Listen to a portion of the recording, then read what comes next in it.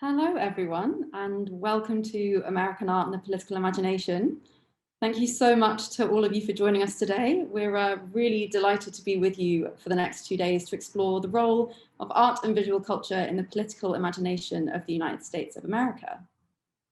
My name is Madeline Harrison. I'm an associate lecturer here at the Courtauld Institute of Art and soon to be the 2022 to 23 Terra Foundation postdoctoral research fellow at the Smithsonian American Art Museum.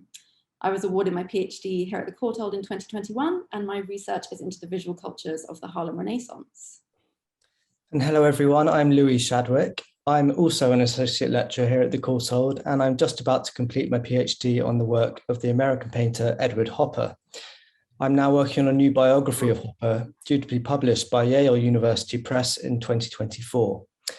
We're delighted to welcome you all virtually to the Courtauld Center for American Art, which was established in 2016 and which is generously supported by the Terra Foundation for American Art.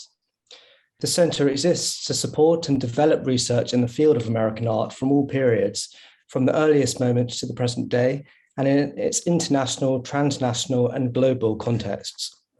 The Centre hosts a regular and very diverse programme of events, which we strongly encourage you to have a look at. We would also very sincerely like to thank the Terra Foundation, who are generously supporting this conference. We were motivated to organise a conference on the explicit and direct implications of the visual and political in American culture by oversights and neglects that we identified in our own research.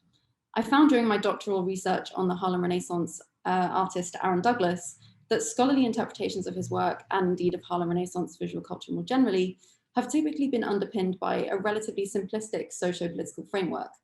Similar to the quote-unquote general problematics of race and identity politics that Dorothy Price and Sonia Boyce recently critiqued as overvaulting the aesthetic in art historical scholarship on the Atlantic African diaspora, this framework has diverted attention away from not only the specific formal qualities of Douglas's work, but also the granular details of his own political commitments and social world. My doctoral research on Hopper looks at the other side of the coin, examining the strange deficit of socio-political approaches to Hopper's art and the ways in which a general scholarly consensus about Hopper's individualism and his quintessential Americanness has demonstrated the ways in which Hopper and his art have come to epitomize a certain formulation of American identity. I'm interested in how this sense of Americanness that Hopper's come to exemplify was founded on exclusive socio-political criteria across race, region, and nation, despite its purporting to be universal and democratic. The ramifications of Hopper's American myth has stimulated my interest in how deeply American visual culture is entangled with the socio-political frameworks of its making. We began organising this conference back in the autumn of 2019, which feels like a lifetime ago. We were particularly interested in the inflamed political rhetoric that surrounded the 2020 presidential election, which was so frequently framed by commentators both in the established print media and on digital platforms, and indeed by those on both the right and the left, as a quote-unquote battle for the soul of America. We were struck too by the particularly visual dimension of the commentary on Donald Trump's tenure as president, which was half complete when we began our planning. Politicians' tenures are, of course, always intensely visual. Campaign images, press photographs, and official releases by sanctioned photographers are the platforms from which politicians always perform their most visible work on their image. But it seemed to us that Trump's term as president played out even more pictorially than most. Twitter commentaries about the quote-unquote orange Cheeto in the White House revealed the degree to which the appearance of Trump's physical body and the legitimacy of his presidency, or the president's two bodies, if you'll allow me to paraphrase Ernst Kantorowicz, remained interconnected in many Americans' minds. Trump's personal aesthetic appeared to be understood as integral to his insufficiency, his inability, his inappropriateness for the high office he held. And images of Trump appearing to look foolish were accordingly wielded as weapons of subversion. Candid images that shattered the facade Trump created in his official portraits spread across the internet like wildfire. And it's these types of images and circulatory networks that we were interested in while conceiving this conference. How have people living in the United States, be they presidents, politicians, voters of all persuasions, activists, dissenters, or the disenfranchised, or indeed Americans abroad, manifested their individual and collective political agency in the form of visual and material culture to undermine political realities or bring them into being? What modes of dissemination are chosen for these protests be they digital, iconoclastic, public or clandestine, and what forces do these disseminated images enact on political discourse? Since then, as I'm sure we don't need to remind you, the US and indeed the rest of the world has been mired in a glut of social and political crises, which have swiftly eclipsed the age of Trump in their magnitude and their urgency, and this in spite of the armed insurrection at the US Capitol in January 2021. These include, of course, a global pandemic, the outbreak of war in Europe, the climate emergency, a huge surge in hate crimes and violence against Black Americans, Asian Americans, and LGBTQ+ people, particularly trans people. Each of these crises, most of which did not originate during this period, and all of which remain unresolved, has been accompanied by a related visual culture in which new political rhetoric collides with re-emergent historical narratives about identity, citizenship, and international relations. But we thought, rather than offer an extended meditation on our traumatic recent history, that we would turn to the painting that we've used as our headline image, working on the Statue of Liberty, painted in 1946 by Norman Rockwell. We chose this image because it brings together many of the different questions and ideas that recurred as we conceived this conference. Rockwell's Working on the Statue of Liberty is a 1946 oil depicting a group of workmen cleaning the flame that springs up from the Statue of Liberty's torch. Cropped tightly and positioning the viewer in an impossible airborne position, Rockwell focuses our attention on Lady Liberty's muscular arm, on her elaborately decorated torch, and on the comparatively minuscule figures of 5 workmen, each clad in bright clothing which renders him distinct against the blue sky and the torch's metallic green-brown tones. This is an image which, like much of Rockwell's oeuvre, is positively laden with symbolic meanings about American identity. But this one is markedly more explicitly political than the kitsch and winking genre scenes that Rockwell is perhaps best known for. Published on the cover of the Saturday Evening Post on the 6th of July 1946, the image depicts workmen toiling at refreshing Lady Liberty's torch, a symbol of America's welcome to arrivals from all corners of the globe, amidst the aftermath of a global war that had displaced thousands and which had indeed seen Japanese American citizens imprisoned on American soil.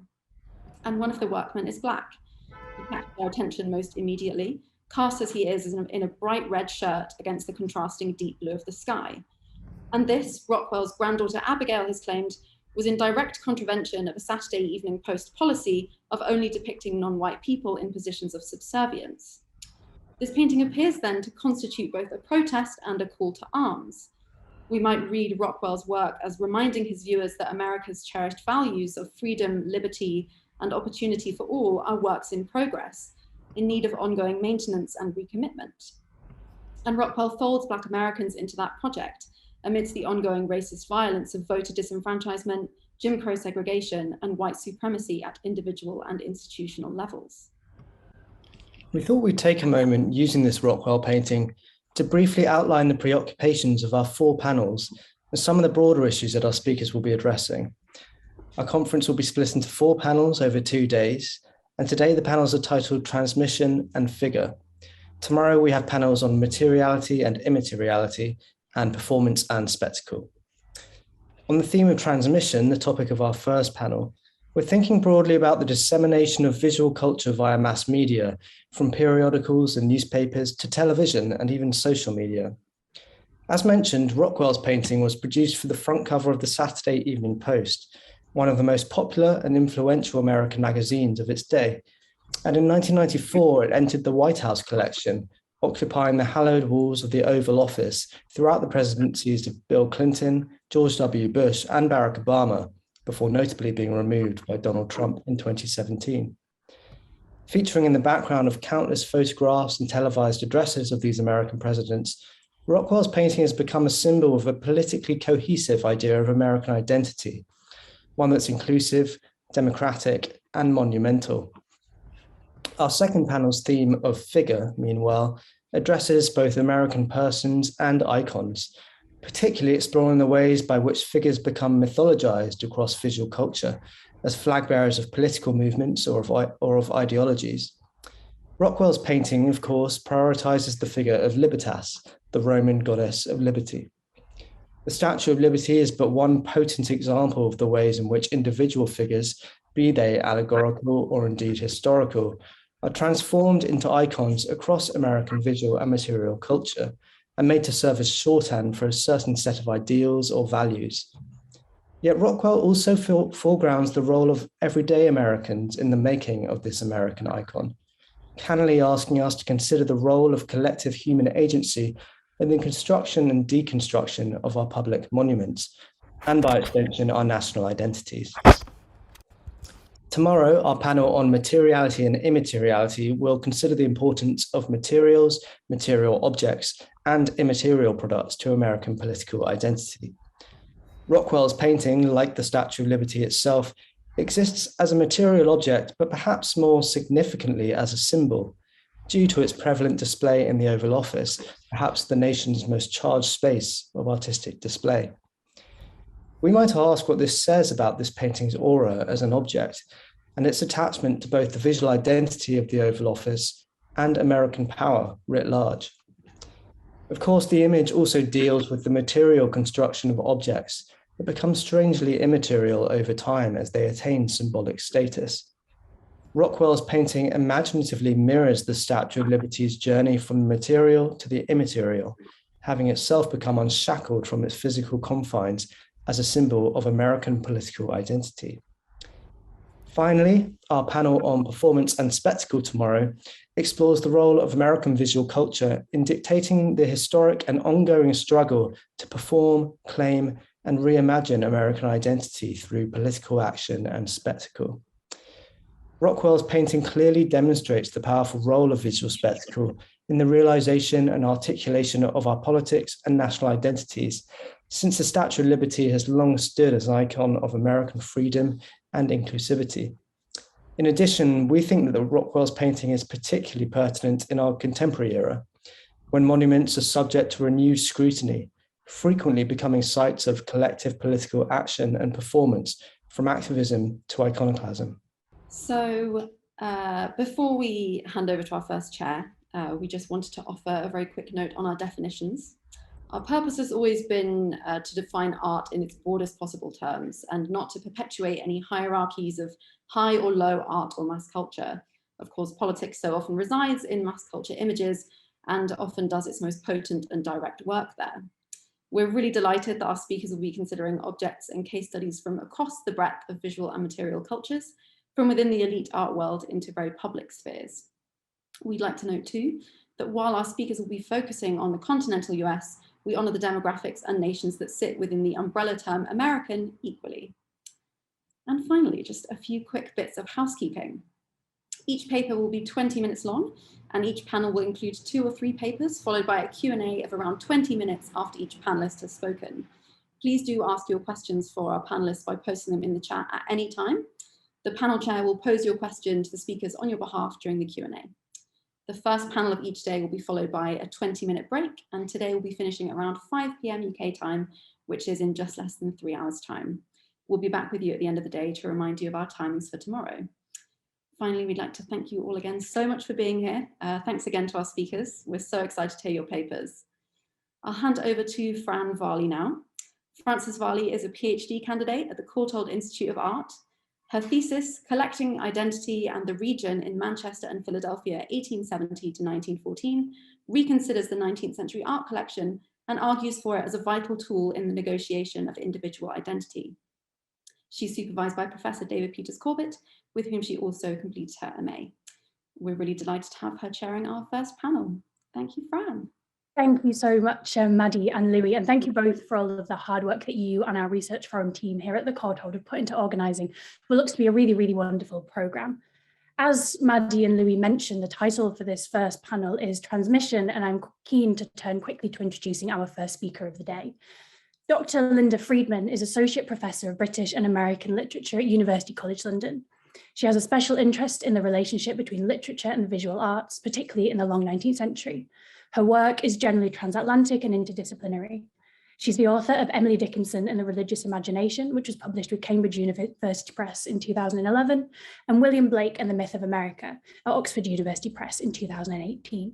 She's currently working on a new book, provisionally titled The Myth of the Fall and the Shaping of Modern Western Culture, from which the material today is taken. So without further ado, I would like to turn to Linda and ask her to turn her camera on and share her screen and get today's conference started. Thank you.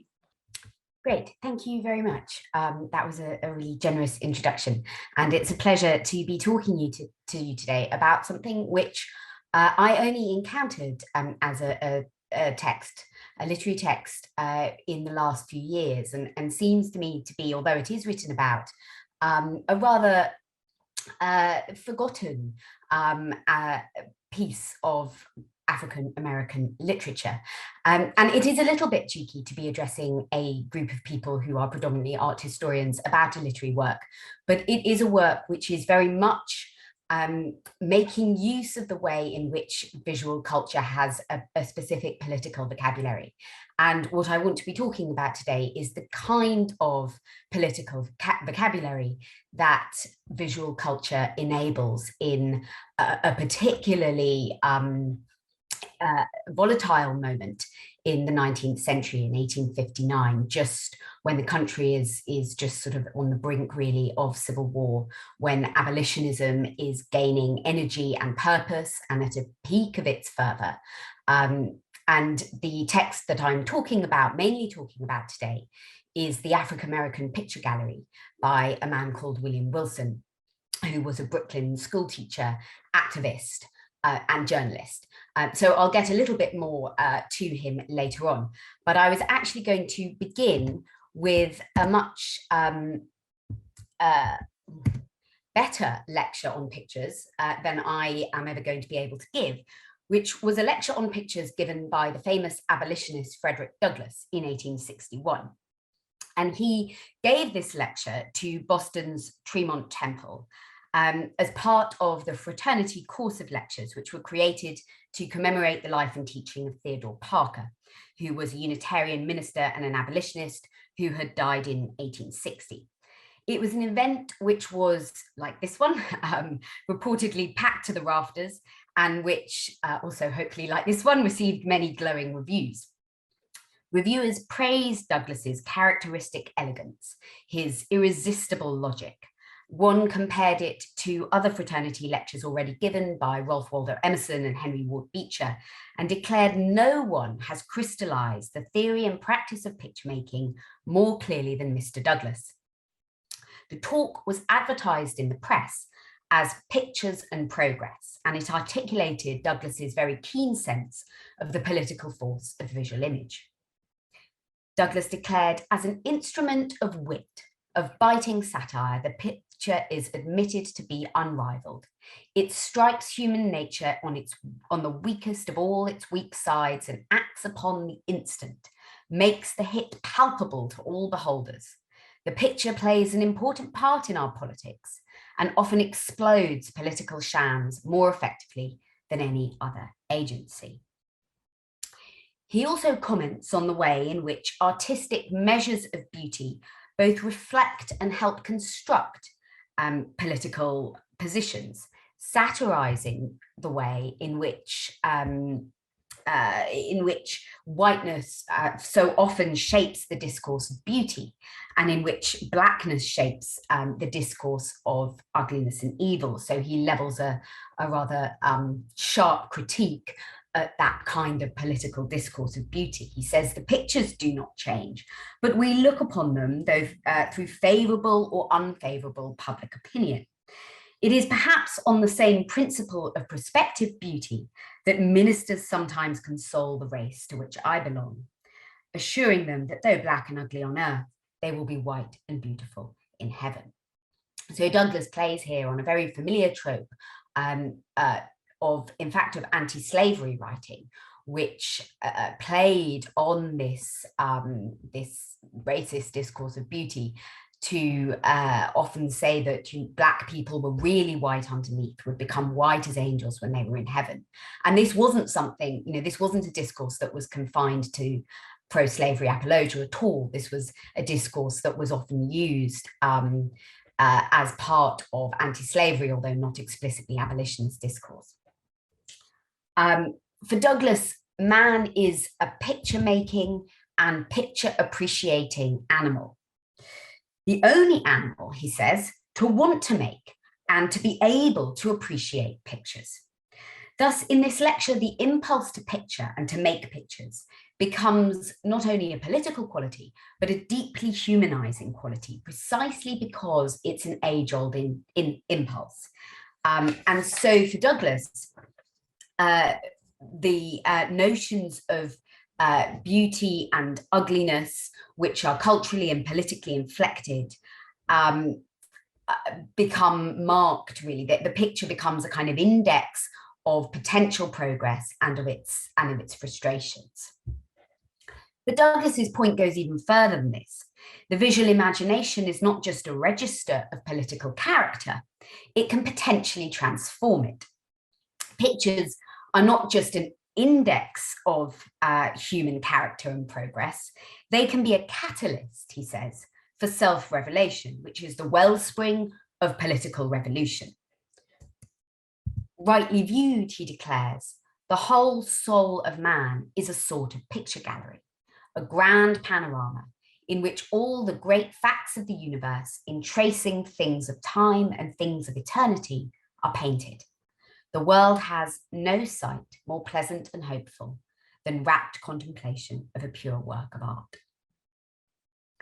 Douglas is talking generally in this lecture, but he may also have had in mind the rather forgotten text that I want to talk about today. 2 years earlier, in 1859, the Anglo-African magazine had serialized a fictional work by William J. Wilson, which was called the African-American Picture Gallery, right? So Douglas's wording there, the whole soul of man is a sort of picture gallery, does seem to pick up, to resonate a little bit with that title. The Anglo-African was a wide-ranging intellectual magazine edited by Thomas Hamilton, who was an African-American printer and bookseller, and aimed at African Americans in New York and across the Northeast, right? So it was the premier kind of intellectual magazine of its type. Wilson, as well as being a school teacher and an activist, had a regular column in Douglas's paper, Frederick Douglass's paper, which was one of the leading abolitionist newspapers. And you can see a heading on the top there, on the top left. Between 1851 and 1854, so slightly earlier in the decade, Douglas's abolitionist newspaper had staged a running debate between Wilson, writing under the pseudonym of Ethiop, and James McCune Smith, writing under the pseudonym of Communipaw. You can see an advert. It's difficult, I can't point to the screen, but in the bottom corner there, you can see an advert for Ethiop and Communipaw shall appear next week. And this debate that was staged was over the theory and practice of Black citizenship. Wilson's pseudonym, Ethiop, paid homage to one of the first Black American poets, Phyllis Wheatley. You can see an edition of her work also here on the screen, who in 1773 had published a poem lecturing white male students on the sin, the deadly serpent, she called it, that lay waiting to ensnare every one of them. And Ethiop tells you it is your greatest foe, she'd written. So Wilson's portrait was included in Wilson's imaginary gallery as a model for all women, and her name, her pseudonym that she gave herself, Ethiop, was taken, which was subversive in origin, was taken up again subversively by Wilson as his pseudonym in Douglas's paper. The African-American Picture Gallery was serialized in 7 installments as 7 papers. It's a fictional first-person narrative told from the perspective of Ethiop, who becomes in this work more than a pseudonym. So in Douglas's newspaper, Ethiop is Wilson's pseudonym for a kind of political debate that he's staging. In this fictional work, Ethiop becomes a character, a curator, a would-be artist, who stumbles across a forgotten gallery of African-American art.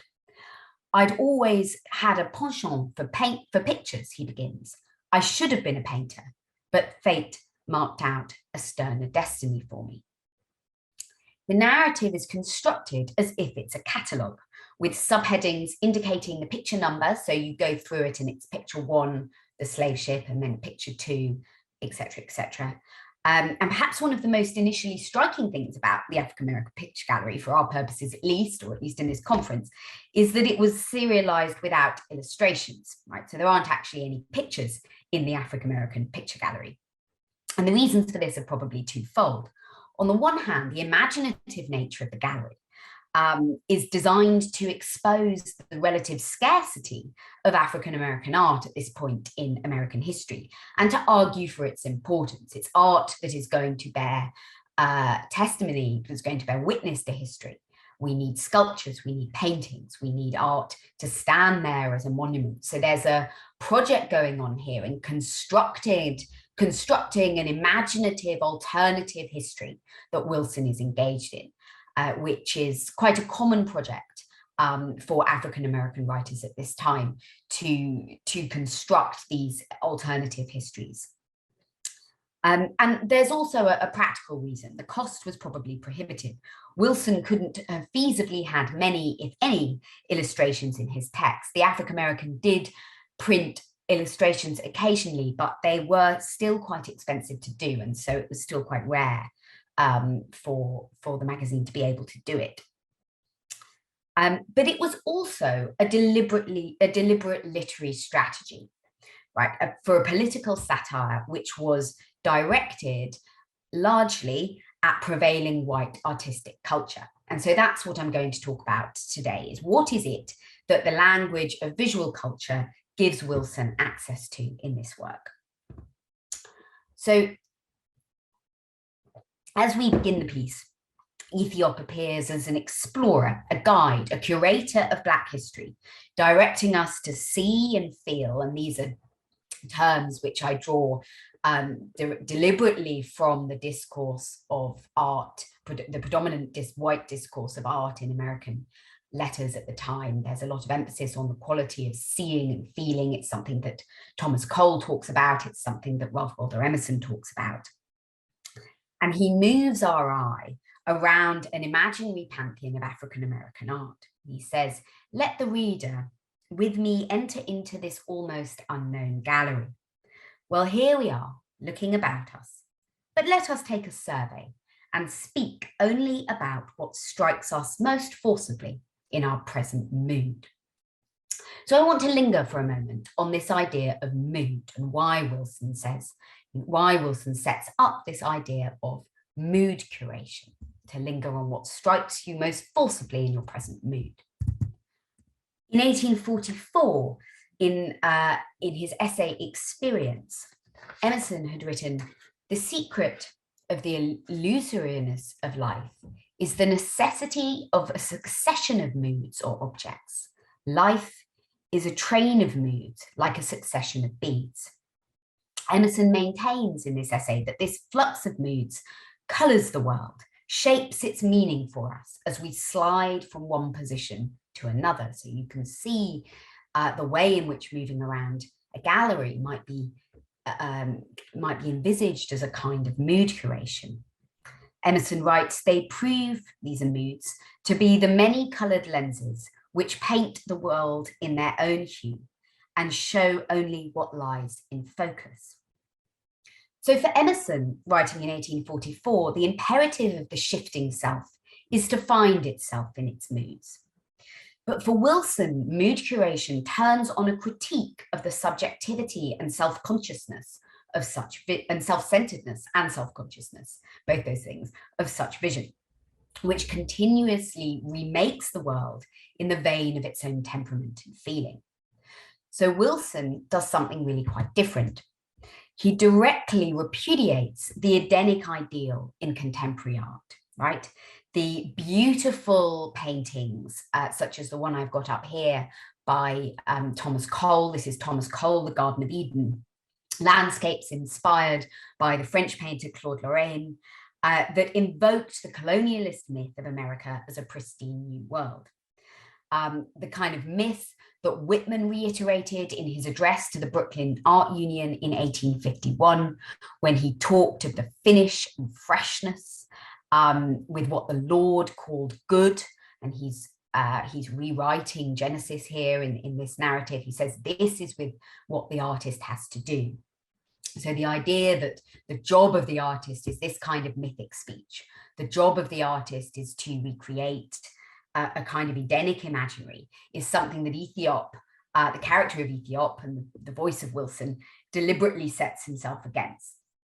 So Ethiop takes us first to a forgotten corner of the gallery and the dark, unfavorable side of American history. Picture number 1, the slave ship. He begins by assuming a kind of Ruskinian truth to nature aesthetic, faithful to every shrub, crag, and nook, he says. So there's a realism being invoked, an artistic realism being invoked as the mode and the mood here. He quickly undercuts any idealism with sardonic wit. The real truth is not the beauty of American landscape, but the violence such doctrines of beauty conceal.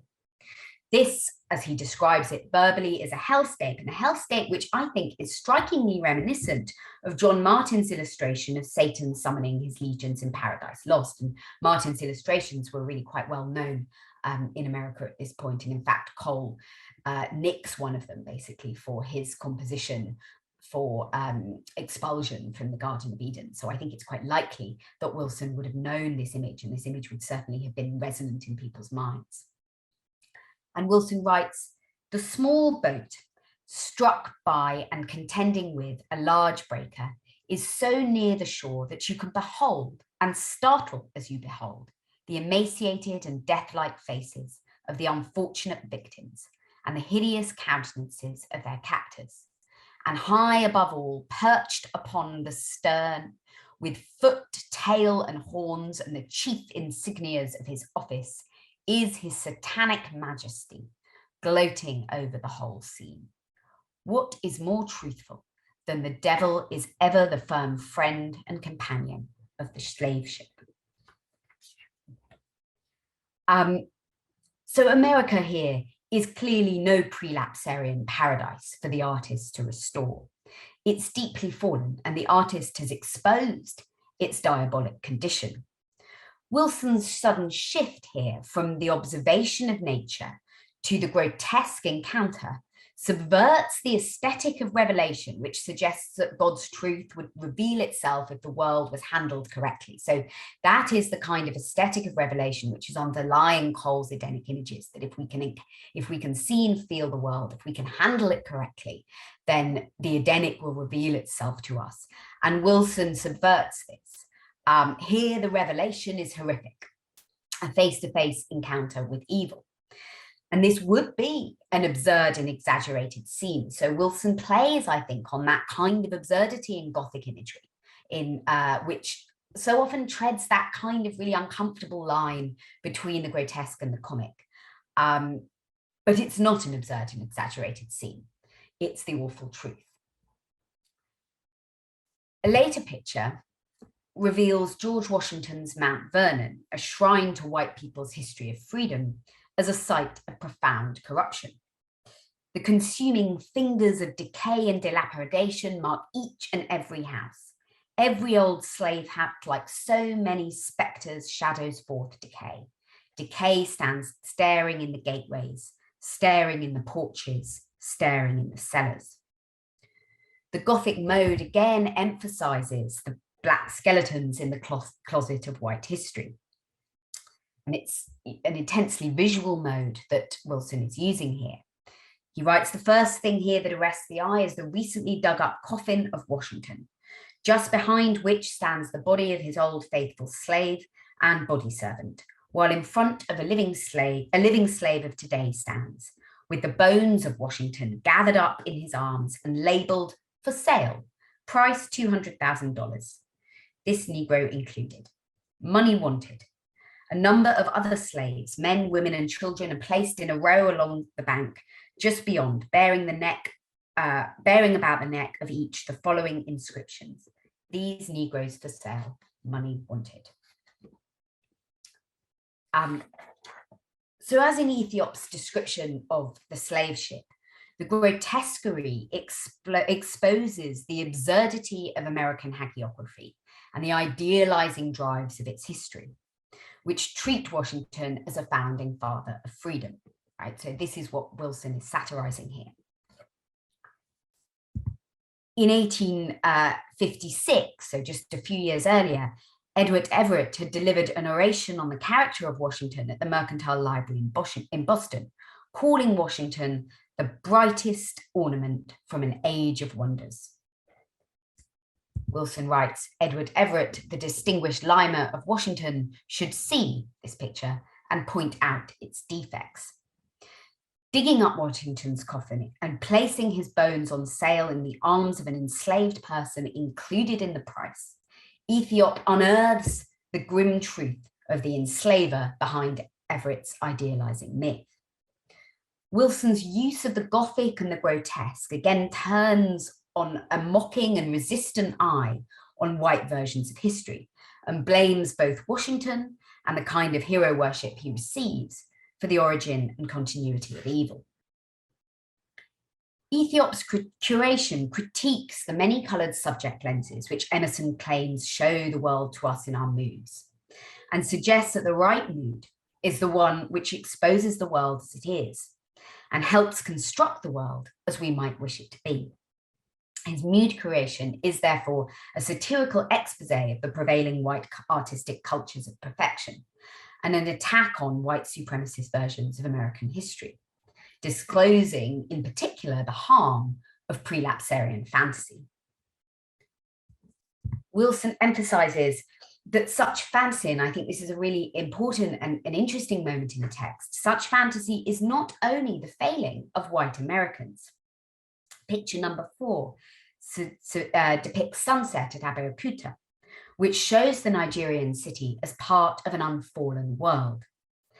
And in this description, I think we can really feel those soft and fluid textures that are familiar from a painting like Cole's Garden of Eden, and which become even more jingoistic actually in the second generation of Hudson River Valley painters, which who are very much unlike Cole, actually, who's very against westward expansion, but very much using the colonialist myth to champion myths of manifest destiny in the 1840s. So that the kind of artistic, the kind of image making which paints America as a new Eden, I think is in evidence here in this description of sunset at Abeokuta. Where the radiant beauty of the sky is unmatched even by the sign of God's post-lapsarian covenant with Noah, even by the rainbow. Wilson writes, the landscape is rich, varied, and beautiful. The sky has all the warmth of hue and softness of tint, all the gorgeousness, changing seemingly with every instant, for which an African sky is so much noted. No rainbow with us in its full splendor is so variegated or so wide in its range of colours. So Ethiop paints here a real picture of freedom. He evokes the idyllic landscape paintings of Thomas Cole and his followers, but he also borrows his aesthetic partly from the panoramas of anti-slavery, which used aerial perspective to give Northerners a feeling of unfettered moral superiority over Southern slaveholding counterparts. So here, instead of looking down on a tortured procession of enslaved and labouring individuals, the lofty artistic eye observes distant and dusky bodies at leisure. The last touches of the artist's pencil has made the glow of the coming evening to softly spread itself over here and there a dusky inhabitant reclining upon the banks of an unrippled lake. Nothing troubles the still waters of this unfallen paradise. It is, Ethiop observes, a scene so charming that one could almost wish to be there. But the caveat, almost, is key, I think. Wilson urges his reader to resist the seductive lure of prelapsarian fantasy and the elusive feeling of panoramic control. This is partly an attack on the complacency of contemporary American landscape painting, which offered the viewer neatly packaged Edenic visions. But it is also an attack on the self-satisfied qualities of anti-slavery panorama, which offered viewers a feeling of moral superiority. And I think it's also an attack on the emigrationist ideologies that were espoused by some contemporary Black writers and activists. And this is the last point that I want to make before I wrap it up. The Afro-American Picture Gallery appeared in the Anglo-African magazine alongside installments of Martin Delaney's Blake, or The Huts of America, right? So they were serialized side by side. And Blake, or The Huts of America, is a serialized novel about slave rebellion, which functioned as a polemic for emigration. In 1859, Delaney, the author, led an emigration commission to West Africa to explore possible sites for settlement along the Niger River. But in Wilson's picture gallery, the image of Africa as a new Eden, which was key to Black emigrationist philosophy at mid-century in America, is a seductive delusion, right? A distraction from the fight for freedom and citizenship. In 1841, Emerson had written, "The man," with some sense of despair, admittedly, "the man must be so much that he must make all circumstances indifferent." And he writes this as he resigns himself to the slipping and sliding mood. But Wilson is uncompromising. In the fight for abolition and for civil rights, one cannot make circumstance indifferent. So picture 26 is titled Condition and shows a figure of abject wretchedness, a face marked with ignorance and the indifference of stolid content. It is not enough to philosophize about freedom or to seek a paradise elsewhere. Conditions can and must change, Wilson says. Wilson understood, I think, that, clearly understood that picture making was fundamentally political, and he invested deeply in aesthetic rebellion. And so I think that the point that I want to end on is that the historical consciousness of the African-American picture gallery is witty, it's subversive, but it's also profoundly constructive and intensely future-facing. Thank you. Thank you so much, Linda, for that really brilliant paper. I was really struck by the sort of power that can exist in such imagined spaces.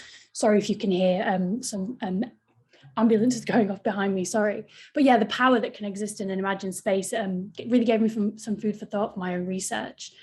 If you have questions for Linda, do pop them in the chat so that I can raise them when we get to our Q&A, which will happen after we've had all three papers in this session.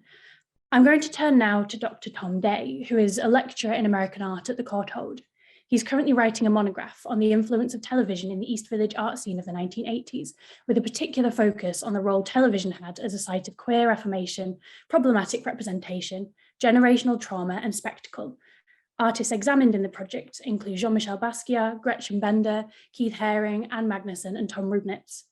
He has previously published or has work forthcoming in art history, ASAP journal, short film studies, and in numerous edited collections, including an anthology he is co-editing on the relationship between pop art and experimental film, forthcoming from Edinburgh University Press. So over to you, Tom, if you want to pop your camera on and unmute yourself and take it away. Thanks so much, Fran, and thanks to Maddie and Louis for organising, and Acacia and the team, the Research Forum, for always helping us with the technical side of things and putting us together. So I'm just going to share my screen. Hopefully you can all see that. Great. So this is kind of a excerpt / overview of the kind of ways in which I'm starting to think about one artist, Keith Harring, in relationship to these questions of television, and especially to these sort of larger ideas of the political imagination of television and its role in generating these kind of images of America, and especially American political life after the Second World War. So we're moving forward about 100 years, jumping around. So I'll kick off. So in his 1971 book, Guerrilla Television, the activist and video pioneer Michael Schamberg coined a new American hyphenate identity that could be conceived as a more general and universal label applicable to the country as a whole, not to discrete groupings of its populace. The term Media America proffers a direct relation between the United States as a sovereign nation and its reliance on controlled information networks to sustain its nationhood as an ideological commons. For Schamberg, Media America is indicative of unidirectional and monocultural political power located in corporate control of the airwaves, an apparatus for the production and dissemination of information that remained decidedly out of the hands of Media America's citizenry. Writing in the fog of the dwindling counterculture, Schamberg advocated for an opening up of the mass communication systems of Media America to encompass the potential for feedback, for two-way communication systems, and for content and flows of information to end the stranglehold of homogeneity, efforts that would hopefully ultimately tip the scale towards a more representative media world. To quote Schamberg, "It's nostalgia to think that balance can be restored politically when politics are a function of Media America, not vice versa. Only through a radical redesign of the information structure to incorporate two-way decentralized inputs can Media America optimize the feedback it needs to come back to its senses." Schamberg's implication was that the preceding years had been without sense, that they contained within them seismic changes and disruptions, political upheaval, assassinations, the explosion of new forms of dissident radicalism and activism hoping to reshape society and remake America, and that all of these were absorbed by Americans through the primary nexus of television. By 1970, at least one television set could be found in 96% of the nation's homes, a statistic that would imply and even perhaps enshrine the medium with a potential gloss of egalitarianism. For Schamberg, however, the institution of television needed to be confronted in terms that were much more democratic than the current status quo would allow. Schamberg was not alone in his dream. The advent of cable access television meant for the first time in its history that broad and narrowcast TV was about to enter into an era where the possibility of feedback was to become more legible and an enactable process for many. The opening up of television in America to potentials beyond the control of the corporately owned and operated networks meant space for more channels and more programming. The American democratic principle of the free exchange of ideas soon became enshrined in everyday people's abilities to cheaply and quickly produce their own content for dissemination to local and sometimes national audiences. For Schamberg, for Schamberg and his community of like-minded media activists in groups like the Raindance Corporation and Top Value Television, pictured here, this was without doubt an opportunity to expose the inner workings of the mainstream media and provide an alternative model for political programming. A politically diverse coterie of writers was also taken by this notion of opening up the previously closed networks of television with the publication of books with titles such as The Wired Nation and How to Talk Back to Your Television. If the radicalism of the 1960s had waned by the mid-1970s, prompted by stagflation, energy and fiscal crises, and the gradual absorption, assimilation, and pacification of the previous decade's progressive politics into the cultural and political mainstream, a certain apathy towards television remained. This is indexed by the publication of a raft of texts with the medium firmly in their sights, authored by writers from all political persuasions. This was TV then was a fairly common enemy by the end of the 1970s. Marquee works of media dissent, including a key anti-television text of the era, Jerry Mander's 4 Arguments for the Elimination of Television from 1978, in which he sees the television, or the box as he sometimes calls it, is taken up as in a fairly unambiguous way for a multitude of crimes. And to quote Mander, he says at one point towards the end of the book, "Television suppresses and replaces creative human imagery, encourages mental passivity, and trains people to accept authority. It changes the way humans receive information from the world. In place of a natural, multi-dimensional information reception, it offers a very narrow-gauged sense experience, diminishing the amount and kind of information that people receive. Because of television, we believe we know more, but we know less." Amanda's text is interesting for a number of reasons, and I want to pivot here to introduce the work of a different generation of American artists who were equally concerned to think through the role of television in the mass media and political consciousness of the country, whose relation to this quotation will soon be illuminated. Chief among these artists is Keith Harring. Unlike Schamberg, who was 13 years his senior, Harring did not spend the 1960s devising blueprints for the dismantling of television as an ideological structure. He spent the decade absorbing the flux of his nation through its lens. Harring and his cohort of East Village artists took a slightly different perspective on TV. Less committed in their suspicion of the medium, they instead prompted an ambivalent perspective towards the instrument. Alongside utilizing recurring motifs such as radiant babies, dogs, and snakes, Keith Harring obsessively returned to the icon of the television set as a medium through which the multifaceted political realities of American life were most commonly experienced, controlled, and manipulated. In the larger project from which this paper is drawn, I argue that Harring's prescient engagement with the medium of TV across multiple genres of art practice offers a sophisticated analysis of television as an apparatus of political power and self-visioning in America, one that has distinct echoes of the novel, hyper-saturated image economy of our own media lives today. As Amanda writes, TV, quote, changes the way humans receive information from the world. It is my contention that this perspective is writ large in Harring's images, which vision human interaction with contemporaneous televisual media into a mirror of the post-human sensorium that was beginning to emerge in the middle of the 1980s, thanks to the birth and availability of handheld music players, cellular telephones, pagers, VCRs, instant photography, home computers, multi-channel cable, and satellite television. From the 1960s of Harring's youth onwards, TV assumed the role of a widely available container for the nation's political imagery, discourses, and identities. The television became, in other words, a key frame through which America was seen and saw itself.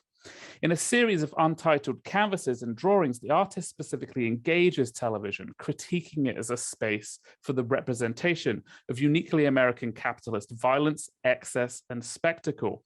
And, I argue, as an abject assemblage, a technology that threatens to merge with the human to form novel and dystopian reconfigurations of both the nation's body politic and of corporeal reality itself. Ultimately, unveiling this arena of practice complicates and nuances Harring's work, seeing it as more than a simulacrum for a naive neo-pop aesthetic, and reading Harring instead as an important mediator of the politics of mass communication at the end of the media American century, to borrow Schamberg's term. His vision has distinct echoes for what defines our own interaction with the media today. Okay, just set up a little bit. It is a common assessment amongst curators, scholars, and critics that the generation of artists directly associated with 1980s downtown East Village art, of which Harring is often perceived as kind of standard bearer of, that they were the first generation to grow up with the mass media of broadcast television as a kind of fact of existence.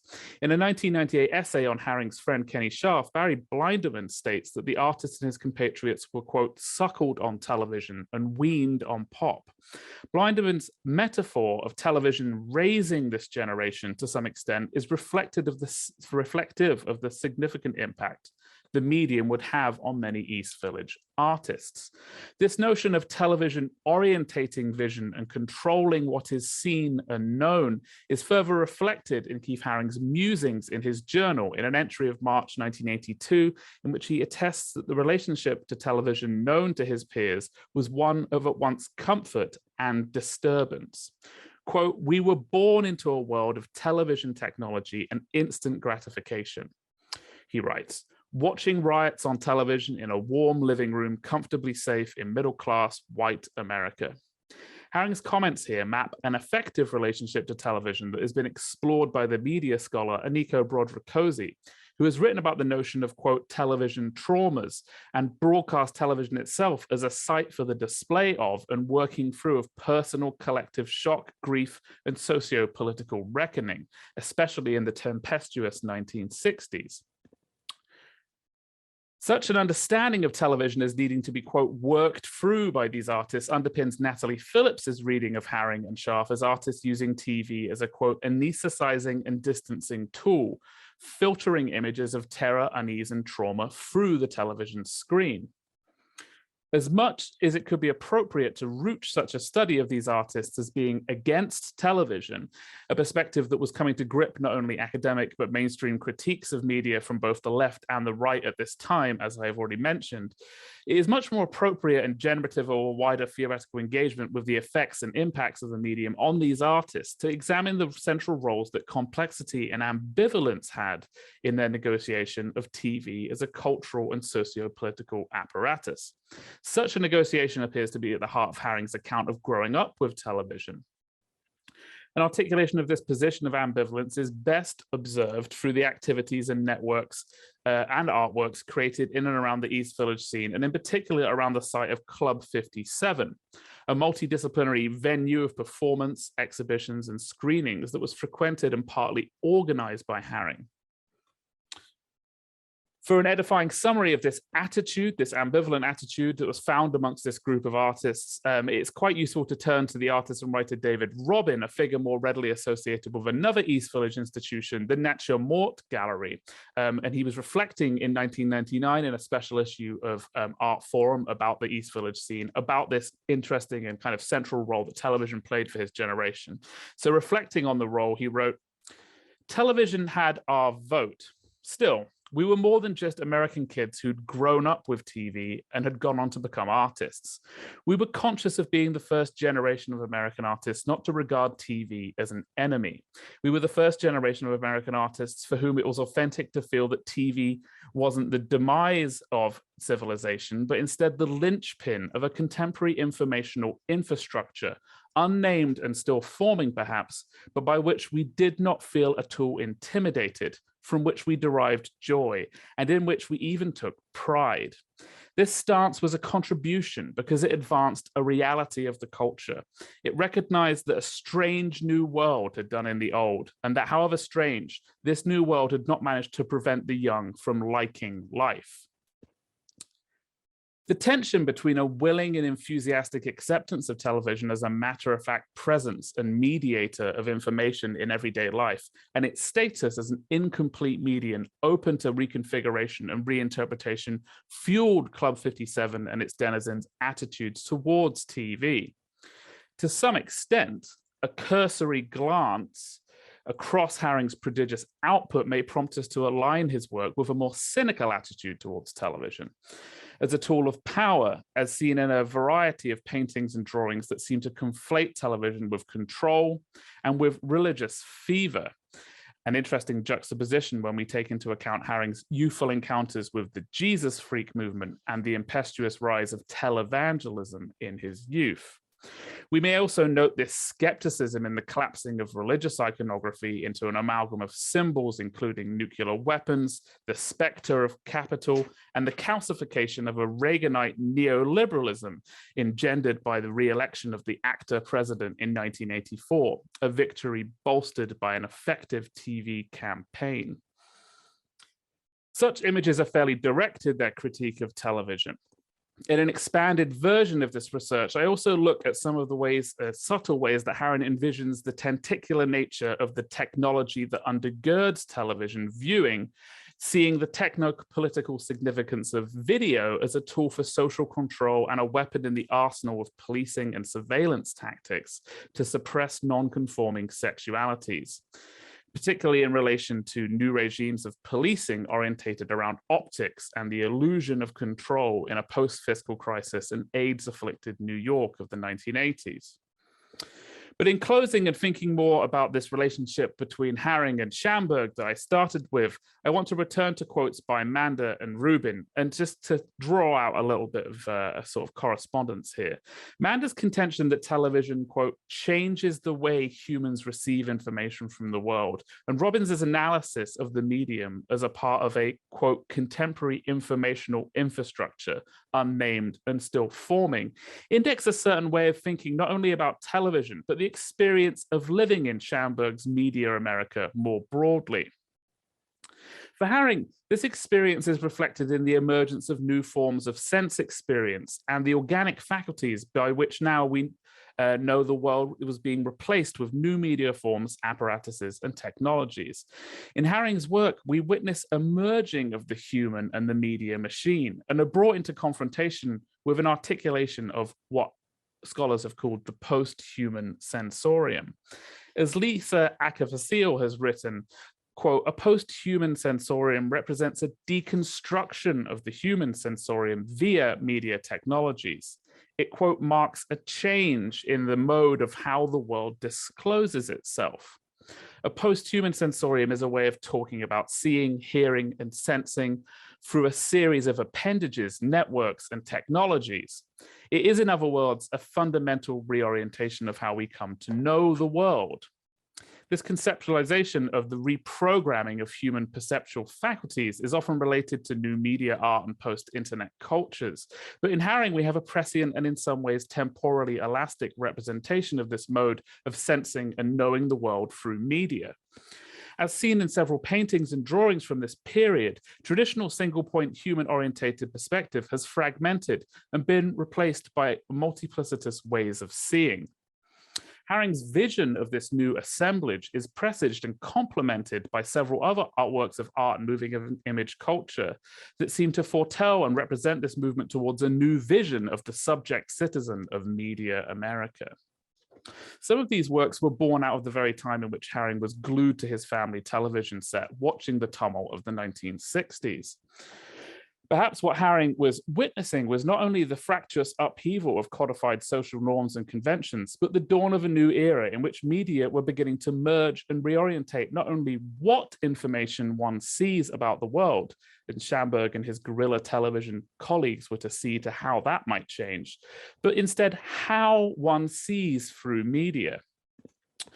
As the writer Annie Gottlieb pointedly reflected in her memoir of the 1960s and her generation's relationship to TV, quote, television was growing up with us, slowly gaining skill at delivering the images that would make us one organism, with a mass memory and mythology. Such a mythology, I would argue, is tied up with the nations and the ways in which artists like Harring seem to suggest we come to see America through its many screens. Thank you very much. Thanks so much, Tom. That was just really wonderful. In the interest of time, I'm going to get straight on with introducing our next speaker. If Tom as well, could you unshare your screen? Yeah. Would that be okay? Thank you. Thanks. Yeah, I'll move on to our next speaker just so we keep to time. So Dr. Jana Pavlik is a senior lecturer in the Department of Art History at the University of Sussex. She has published widely on surrealism and US art and culture, most recently her monograph, Remade in America, Surrealist Art, Activism and Politics, 1940 to 1978, which was published by the University of California Press in August 2021.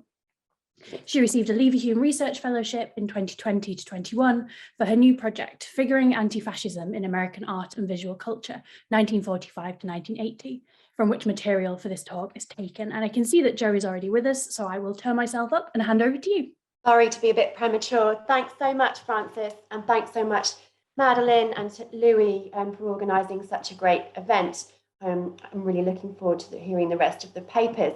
So this paper is part of a longer project that explores the constructions and contestations of fascism in US visual and activist cultures between 1960 and the mid-1980s. The project was, in part, prompted by the inauguration in January 2017 of the 45th President of the United States, Donald J. Trump, and the ensuing debates about whether his brand of right-wing populism might ethically and accurately be compared to fascism. And apologies for this slide. Well, there isn't time to trace the contours of these discussions now. This paper returns to earlier moments in US history when similar questions were rehearsed about the relationship between fascism and its possible corollaries beyond interwar Europe. Over 20 years after Adolf Hitler's death, and in a nation in which opposition to European demagoguery was foundational, radicals of the 1960s and 70s were regularly drawn to fascism to identify, structure, or articulate their intersectional and multi-directional opposition to America. More broadly, this paper and the project from which it arises argue that anti-fascism has not been written legibly enough into the historiography of the so-called art left of the 1960s and 70s, first pioneered by Tom Crow, Francis Fresina, and many others writing in their wake. Plenty has been written on anti-fascist visual art and activism on the left during the Depression and the Popular Front era, and I'm thinking of scholarship by Michael Denning, Cecile Whiting, Barbara Foley, and Andrew Hemingway. But to the very best of my knowledge, little work has been done within art history to recover anti-fascism as a palpable, coherent presence in post-war US activist and visual cultures. I argue that the presence and function of anti-fascist iconography of the Nixon era remains occulted by Cold War narratives of US exceptionalism and communism's ostensible eclipse of fascism as the most grievous threat to US liberalism and its cultural corollaries. The project as a whole, though not this paper, draws on insights from scholarship on settler colonialism, slavery, and racial capitalism to argue that for some artists and activists, fascism was understood as entirely compatible with liberal democracies, born of, as historian of fascism Nicole Singh has argued, and I quote here, an exclusionary will to power that has regularly re-emerged, manifesting itself in zones of internal exclusion within democratic societies, plantations, reservations, ghettos, prisons, end quote, as well as sites, he goes on to say, where imperialist hunger has weakened commitments to liberal rights and freedoms, like the frontier, the colony, and the occupation. Now, before I get stuck into the meat of this paper, I want to say a little about the primary material I draw on. I began work in earnest on this project during a period of research leave beginning 2020, lockdown closures of libraries, archives, national borders, and not to mention schools, meant I relied on digitized collections, such as the Independent Voices repository available through JSTOR.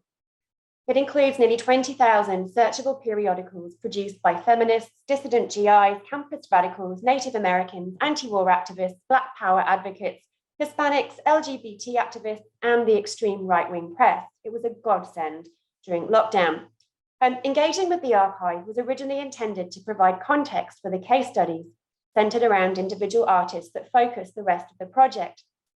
However, the richness and diversity of invocations of fascism in the underground press, and moreover, as this paper goes on to claim, the influence of the underground press on politicized artistic production at the time, meant that the material is now a chapter in its own right. Okay, so at one point in the infamous trial of the Chicago 8 for conspiracy in 1969, defendant Jerry Rubin turned to the Jewish judge, Julius Hoffman, and declared, and these are his words, "You are synonymous with the name of Adolf Hitler. Julius Hoffman equals Adolf Hitler today."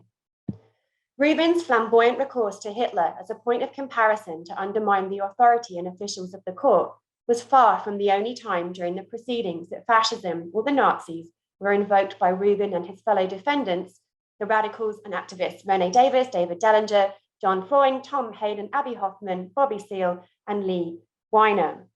And you see them here, minus Bobby Seale. They were eventually found guilty of traveling across state lines with intent to start a riot during the Democratic Party convention in Chicago, August 1968. These riots, which lasted over 4 nights, resulted in the arrest of over 2,000 people and the death of around 10. The exact figure is unknown. They were all later acquitted, or in the case of Black Panther Bobby Seale, who was battered, then bound and publicly gagged at the behest of the court, declared subject of a mistrial. 3 years after the trial, an editorial in the mainstream weekly, The Nation, noted that radicals and activists of the preceding decade had been, and I'm quoting here, given to assassination by nomenclature and clobbered its opponents with the term fascist to the point that more discriminating commentators almost banned the word from their vocabularies. That is a pity, for the word describes something real and far from dead. So indeed, the multiple references to fascism during the trial, and there are too many to list here, but they include Rubin and Hoffman shouting Heil Hitler and pinning yellow stars of David to their clothes. So these references to fascism during the trial were mainstreamed within the activist cultures from which the defendants came. For instance, part of the ample discussion of the court proceedings in the Michigan Underground newspaper, the Ann Arbor Argus, titled Der Führer's Jurors, noted, and I quote, "The Conspiracy 8 jury reflected a proper balance of American fascism and liberal cowardice," end quote. and featured a problematic cover image of two pigs named Julius Hoffman and Chief Prosecutor Thomas Foran, overlaid with a green swastika. The simultaneous mobilization of and challenge to anti-Semitism is difficult to comprehend and countenance. The comparisons to fascism were underwritten by Rubin's claim that the court was corrupt from its selection of jurors through to the admission of problematic wiretap evidence. They have moved from bourgeois morality right into fascism, he noted in the Berkeley Tribe.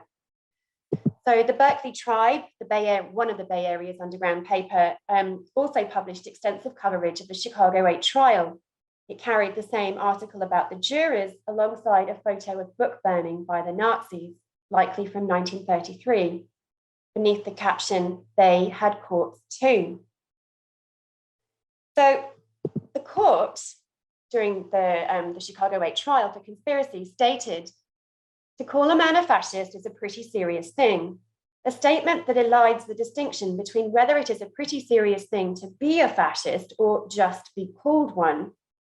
And this tension is dealt with in different ways in the examples I discuss now, which often, though perhaps not always, evidenced a degree of reflexivity in their recourse to Hitler, Nazism, and fascism, and often, though perhaps not always, interrogated the dilemma of how and where to draw the line between the rhetoric and referent of fascism. But these are hugely difficult knots, and they call into question solidarities, intersectionalities, performances, and appropriations, which the rest of my project aims to explore, though likely not resolve. A notable feature of the invocations of fascism in coverage of the trial is that white activists were only then waking up to the perceived presence of fascism on US soil that their Black counterparts had been warning about for decades.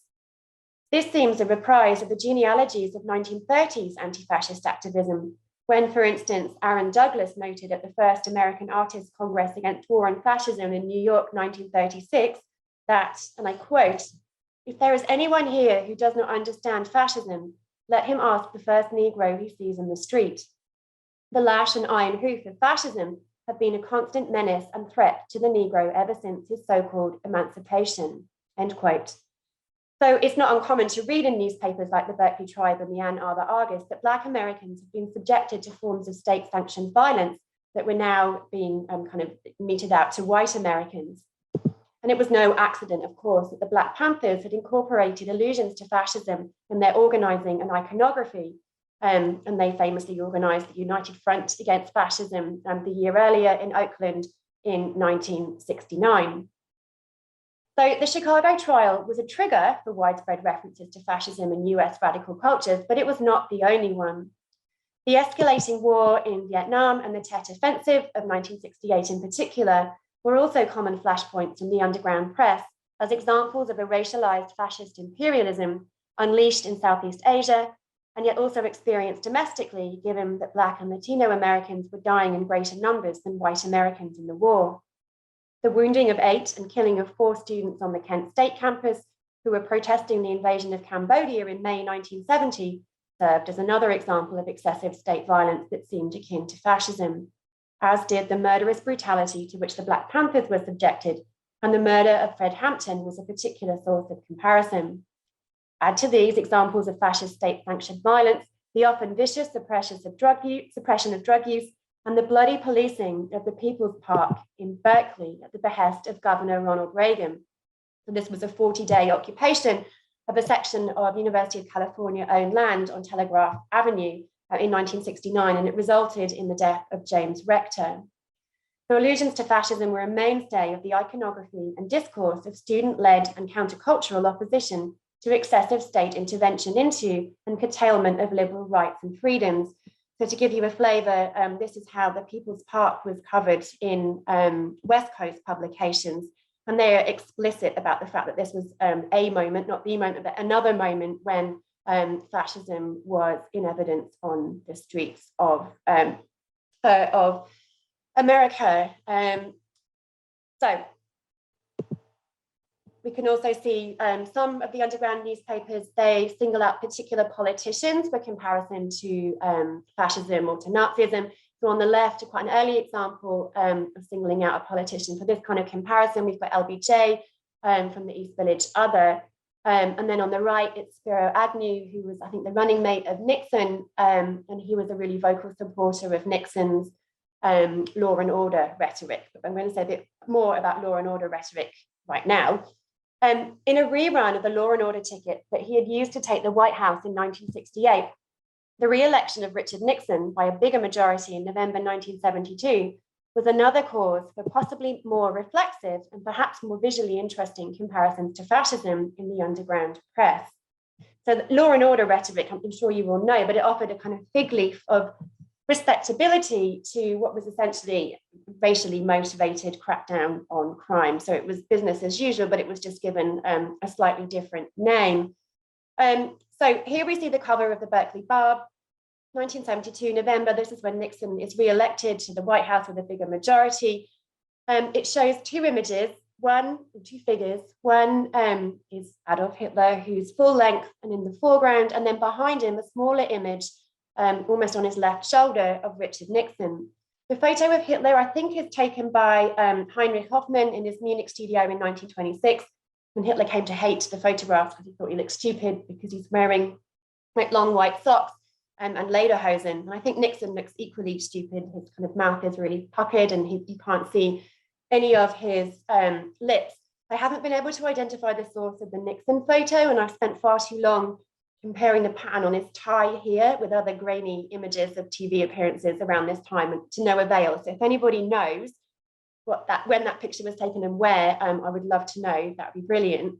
So this kind of pairing of Hitler and Nixon recurs, and I'm interested in the visual grammars of comparison. So we have another one, Emory Douglas, Class Brothers. This is a photo collage that gets put out as a poster in June 1973, so the year after. And this reverses the order in which Hitler and Nixon appear. So Nixon is in the front with a red swastika on his forehead, and Hitler is behind. It's the same photograph of Nixon, although it's a different one of Hitler. And again, we see this pairing come up again with this poster of Hitler revealing himself behind a Nixon mask. So yeah, I'm super interested in how these images work and the nature of the kind of comparisons that they draw between Nixon and Hitler. And the fact that the swastika is printed back to front in the middle image kind of, I think, gets at these spatial, temporal, and kind of causal dislocations that all of the images are putting into play. So I'm kind of unsure. Some of these images seem to say vote Hitler, and years later you get Nixon, whereas the others seem to say vote Nixon and Hitler returns from the dead. So these visual grammars of comparison that open up complex questions about the rhetoric and referent of fascism in the post-war US. Now, the editorial in The Nation sounded the alarm about the potential overuse of the signifier fascism in case its mobilization as invective might obscure its capacity to reference something real and far from dead. Those were the words from the editorial. So these dilemmas begin to go through the looking glass, I mean, if they haven't already, with the publication of the underground newspaper, the Berkeley Fascist. It appears June 1969, and it runs for 3 issues. So the staff of the Berkeley Barb had downed tools over what they saw as their editor Max Scher's mistaken direction for the Barb, in protest over how sexual and psychic liberation had been permitted to eclipse more explicit political engagement in the publication. Following an unsuccessful mediation facilitated by Timothy Leary, no less, most of the staff went on to form the Berkeley Tribe, and we've seen some of the Berkeley Tribe images. So while this was being worked out, a renegade professor at UC, Alan Colt, founded the satirical Berkeley Fascist, or the Berkeley People's Paper, the first issue of which was published in June '69, and for which many of the disgruntled staff of the Barb briefly worked. So replete with the fasces, the symbol of Mussolini's fascist regime in Italy, and the Gothic font favored by Nazi Germany, the Berkeley Fascists lampooned the ubiquity with which fascism was invoked by adopting the voice and viewpoint of a hyperbolically realized version of state power, intent on crushing any and every expression of humanity. Printed on the verso of the Berkeley Fascist was the Berkeley People's Paper. The voice and viewpoint is one of the man or the people alleging a fascist plot at the most minor curtailments of spiritual, bodily, and sexual freedoms. There's so much more that can be said about this publication, but I'm going to have to park it to get onto my final example. But I'm just showing it to you to indicate that there was a real, the term fascism becomes enormously slippery and laced with irony and satire, that it becomes very, very difficult to try and attach it to something real and far from dead, which the project is keen to track and to do. So the final part of this paper is going to examine a hoax. Towards the end of the decade, a quotation attributed to Adolf Hitler began to be reproduced in the underground press from California to the Carolinas, from Anchorage to Austin. So it read, and you can see it on the bottom half of Dare to Struggle: "The streets of our country are in turmoil. The universities are filled with students rebelling and rioting. Communists are seeking to destroy our country. Russia is threatening us with her might, and the Republic is in danger from within and without. We need law and order. Yes, without law and order, our nation cannot survive. Elect us, and we shall restore law and order." And so this quotation is meant to confuse the viewer who's likely to, or the reader who's likely to think in this instance that it was being said by Nixon rather than Hitler. Now, the quotation appeared everywhere across the underground and campus press, and I'm going to show you a small selection, but there's hundreds more. So it appears on the covers of the GI press. You can see some more examples here, one from Anchorage and then another within California. It appeared within the GI press, sometimes with the comparison to Nixon made explicit, sometimes referring Sinclair's novel It Can't Happen Here, which famously reminded Americans that fascism, they weren't kind of immune from fascism, that fascism wasn't an exclusively European phenomena. We see it in the Latino press, for instance, El Gallo coming out of Colorado and El Grito del Norte coming out of New Mexico. We see it in the Black press, so we get a reproduction of the quotation in Mohammed Speaks, with the article saying, was this said by Nixon? Was it said by Agnew? No, it's said by Hitler. We see it in the hippie press and the press of the New Left and the youth movement. So here, a New Left publication from Mississippi, as a poster from the Michigan student newspaper, The Second Coming, and then again in Mother Country. And here are some examples of the more sort of hippie psychedelic press, Kaleidoscope from Chicago, and the Druid Free Press from Arizona. It appears time and time again across the underground press, sometimes with photographs. Here the comparison with Reagan, who had done himself no favors with his conduct over the People's Park, and sometimes with comparisons, well, not comparisons, but with images of Hitler to substantiate the comparison. Sometimes the underground press gets a little bit more playful, and the quotation is kind of run as a bit of a pop quiz. Who said it? Was it Nixon, Humphrey, Wallace, or Hitler? And in others, it's used as a clue for a crossword. And to show quite how ubiquitous the quotation became, here is an image of a student protest at UCLA in 1969, and the quotation from Hitler has been used as a backdrop for the students, and you can see a number of posters on which the quotation appears. Now, the quotation was, as the right-wing press angrily reported, falsely attributed to Hitler. He never said it. The mistake arose, apparently, according to the right-wing newspaper Tactics, in a book called Points of Rebellion by the commie Judge Justice Douglas, that was, it said, more of a pamphlet sold at the price of a book. It's really sniffy about it. The quotation was described as too cute to be true.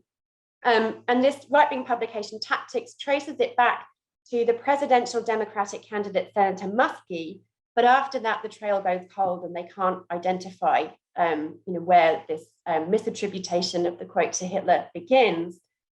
Now, the final slide, and then I really will finish, the final slide shows the reach of the underground press and the ways in which they resonated within artwork of the period. So at the behest of the Art Workers Coalition, formed in summer 1969, artists from across different mediums and movements contributed posters to protest a variety of different causes. And amongst them was the conceptual artist Joseph Kossuth.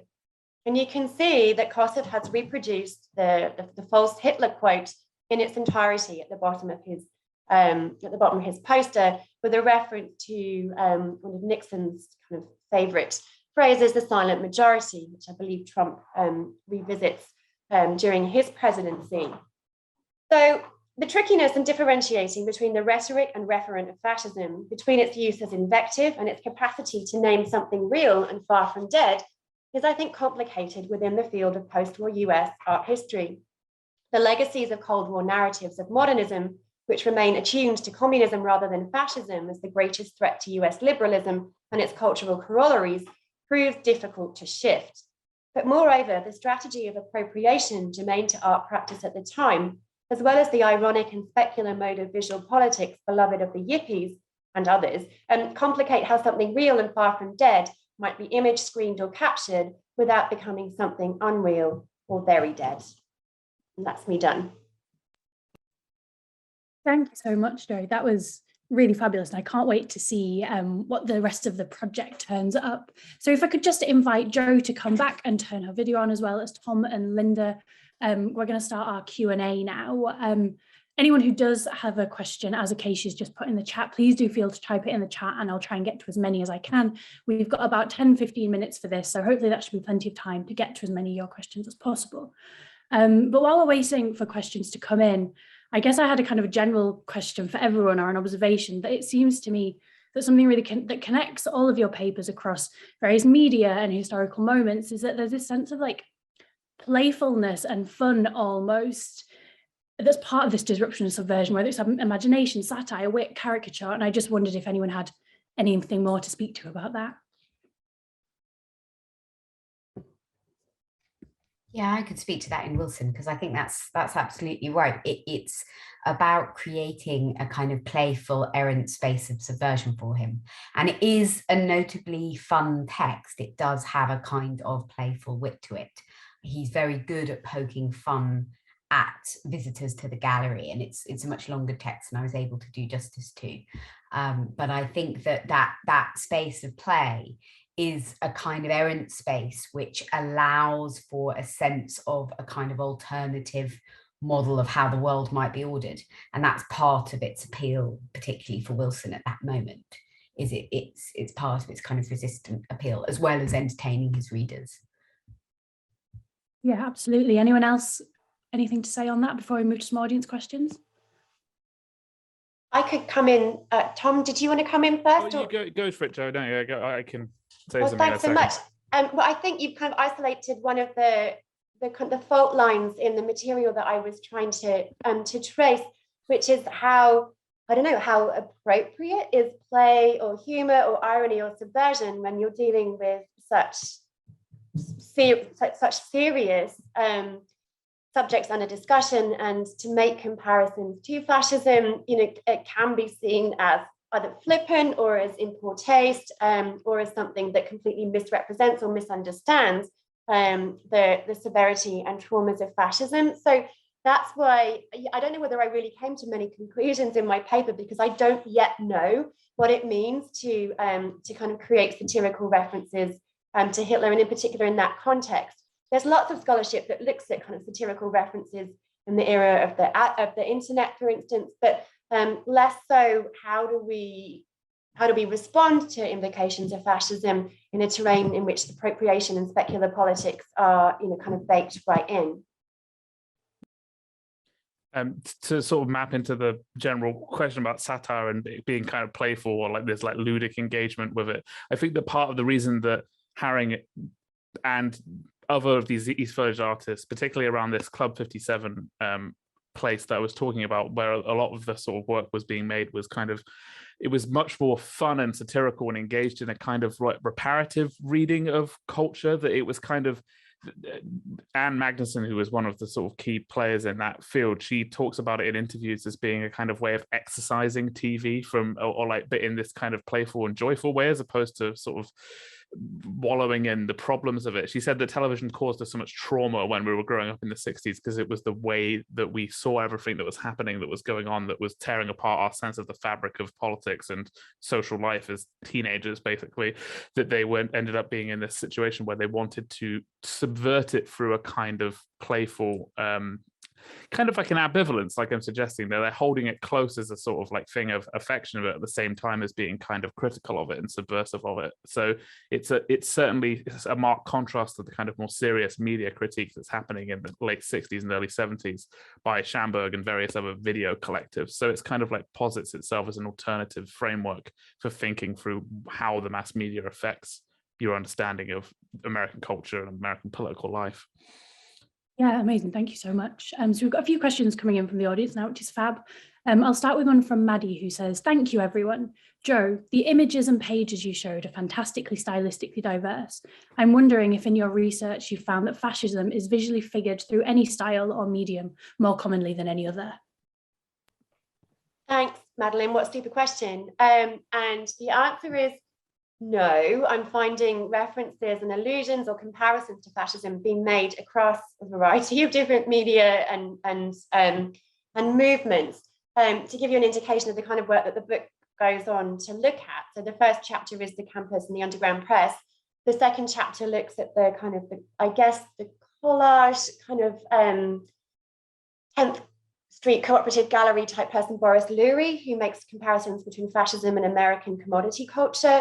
The second chapter looks at Anita Steckel, feminist artist coming slightly later, whose collage work, but also paintings, make comparisons between the oppression of women in Nazi Germany and then the oppression of women in the Nixon era. Another Black artist, Ed Burrell, so he kind of does assemblage, junk type stuff that uses the iconography of fascism. He also then forms the Bodacious Bugarilla, which is a kind of performance group affiliated partly with the Black Panthers, and that is full of references to fascism. So it's like it's baked into the art left at this time, but I haven't yet found scholarship that extracts it in a coherent way. So that's what my project's trying to do. Amazing. Thanks so much for that response, Joe. Wesley Brown has a quick question for Linda and asks if you can say a little bit more about William Wilson and his life. Yeah, of course I can. He's born in 1818, and he's born into a family of oyster harvesters in New Jersey, and he moves to Manhattan later in his life and becomes, as an adult, becomes a teacher. So he becomes a principal of a coloured school in Brooklyn. It's called Coloured School No. 1 in Brooklyn. And he begins as a teacher there, and then he becomes a regular correspondent, as I said, for Douglas's paper in the 1850s. So he becomes known as a journalist, and he becomes quite well known as a sort of contributor to the Black press, and publishes obviously the African American Picture Gallery in 1859.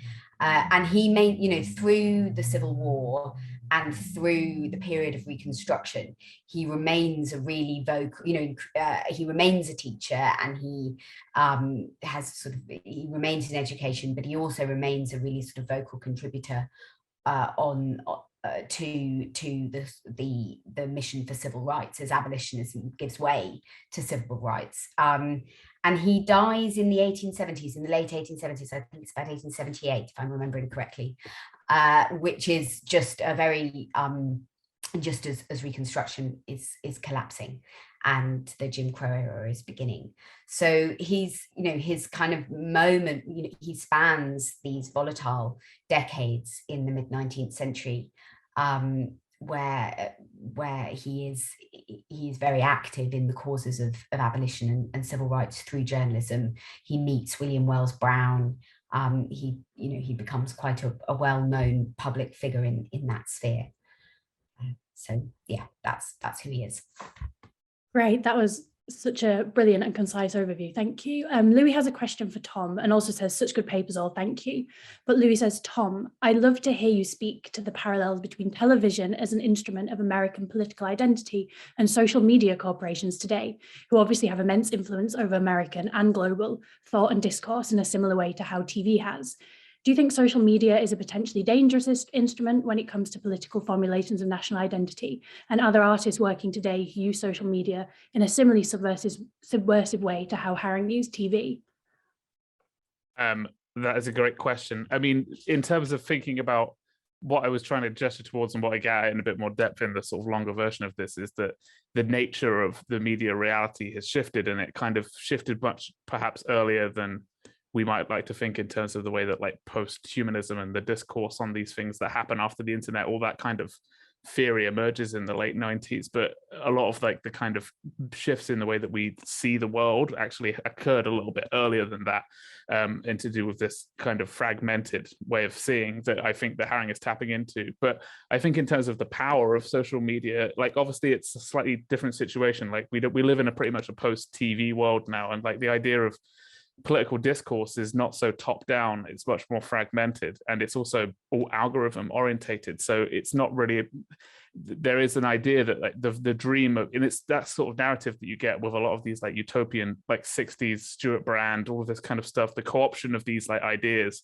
eventually will become like calcified into something a bit more dangerous, and that is basically what the internet has become. So these ideas of like freedom and feedback and the ability to speak back to power and stuff like that, if that's now, you know, writ large in Facebook and social media and Twitter and things like that, all it does now is generate smaller groups of people that speak to each other, as opposed to speak back to a kind of bigger, more abstract sense of power, I think. So I think it doesn't actually assist or help. And in terms of artists, thinking about it, I mean, I can think of a few, but they tend to interrogate it in terms of the way that like social media legislates things like performance and gender and like self presentation. So figures like Amelia Ullman, she makes like sort of like works that undercut the way that social media is kind of believable and how it can be sort of sincere. She made a series of performative works using Instagram in which she pretends to go through plastic surgery and cosmetic procedures, but doesn't actually do it in real life, but she performs it as such as happening and gets followers and to follow the journey that she goes on. So there are workers, the artists that are messing and playing with the kind of expectations and conventions of social media, but I think it's a slightly different set of questions with television, for sure. Yeah. Thanks so much for that, Tom. It really struck me when you were talking in your paper. I think you mentioned instant gratification, and the first thing that popped into my head was like my Instagram addiction and how that relates so much. I just thought it was really interesting how that tracked back to TV. So we've got one final question. I think we've got time for one more, from Alexandra Paragoris, who says, thank you for amazing papers. Question to Tom and Joe. To what extent was American Fluxes also part of your issues, in particular Nam June Paik's Nixon TV series?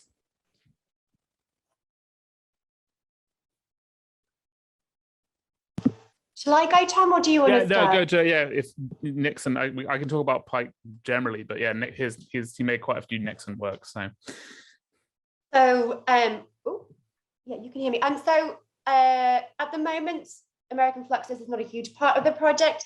Its presence is kind of felt in the first chapter that looks at Boris Lurie, because Boris Lurie exhibited work alongside Jean-Jacques Lebel and Yayoi Kusama and people like that.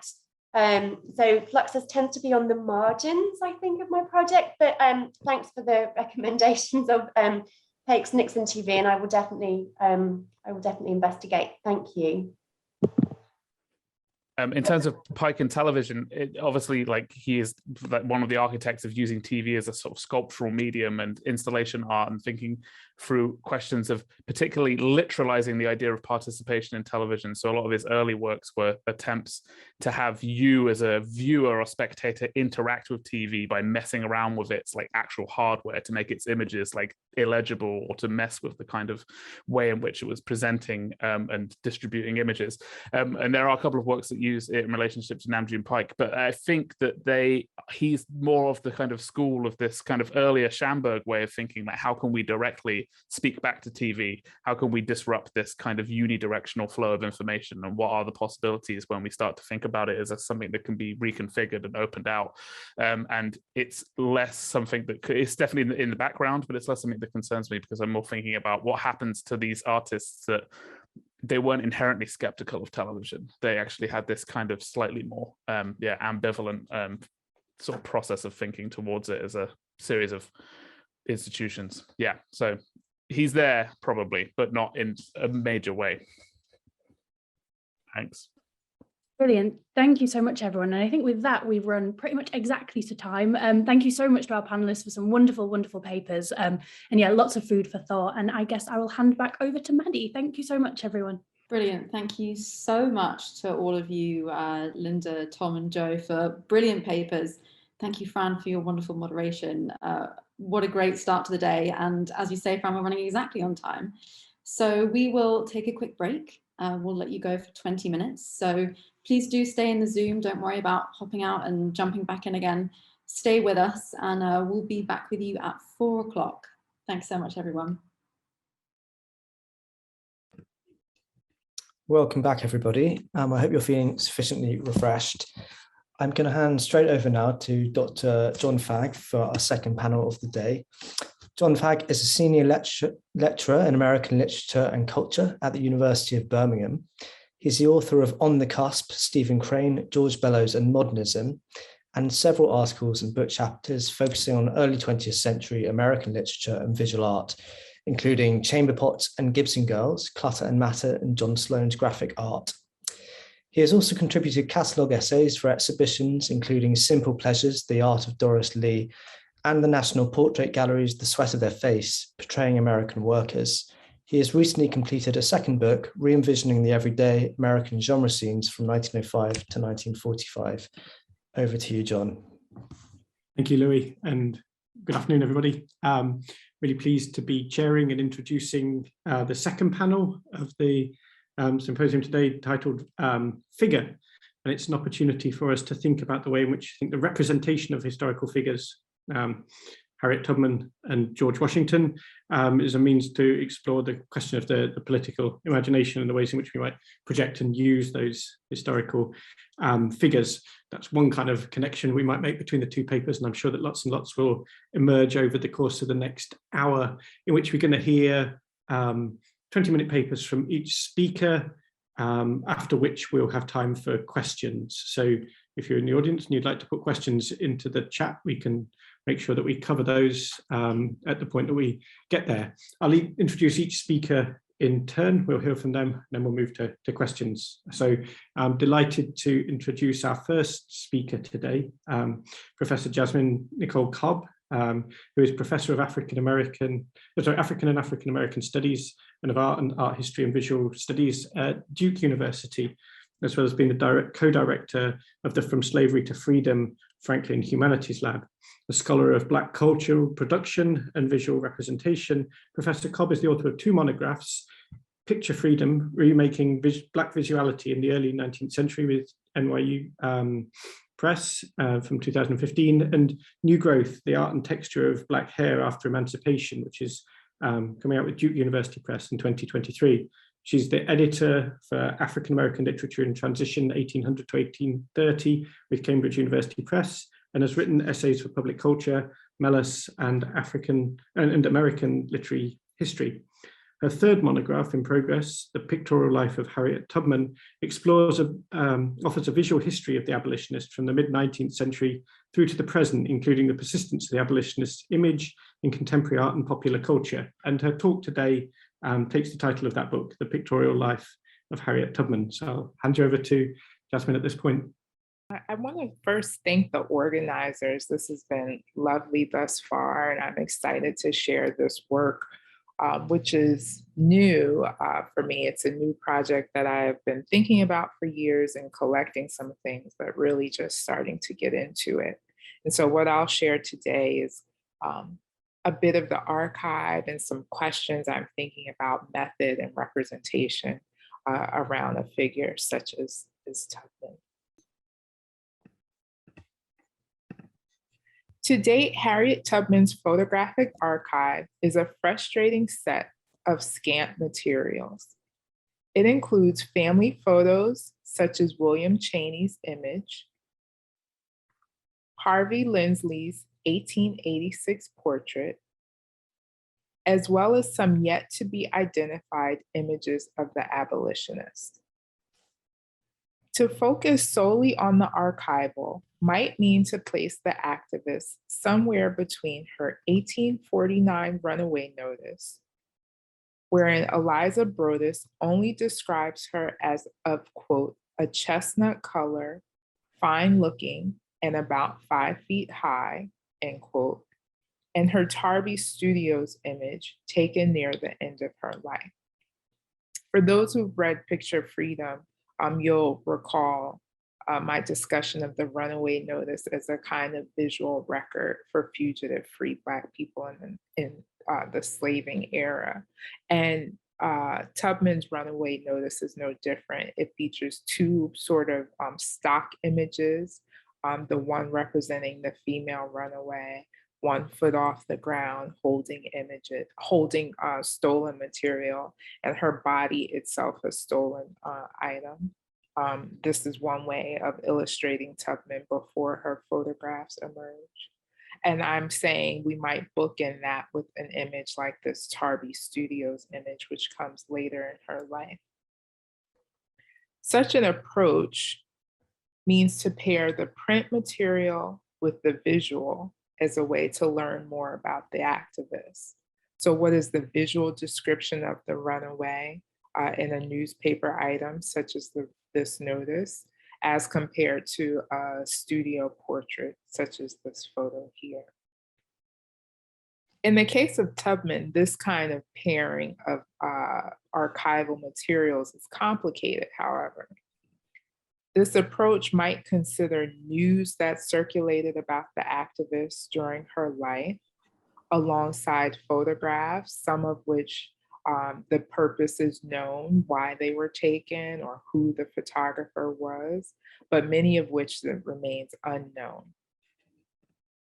So in this case of two items that are circulated in 1911 near the end of her life, the New York Times reported on Tubman as indigent, as having to live in a home for the aged with no family and no children and no money to care for her at the end of her life, alongside this photograph that shows the activist draped in her signature shawl, her hair still parted, and sort of set up for this kind of staging of her as elderly and alone.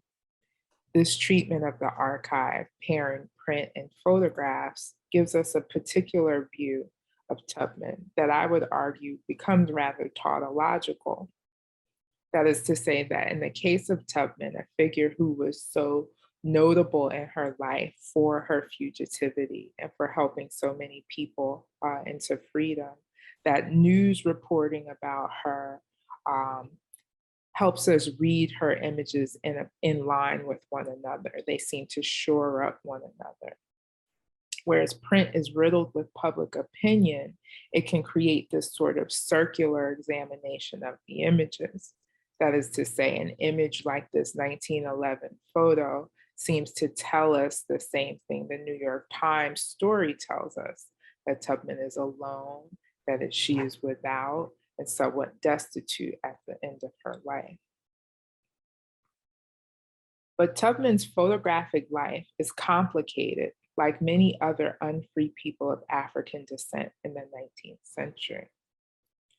For instance, the fugitive Dolly, who ran away from Louis Manigault in Charleston, South Carolina, is photographed in work attire, her hair covered with a scarf, and an image that was used for her recapture. Here we think Dolly's photo was excised from a family portrait to make this sort of homemade runaway notice for her recapture.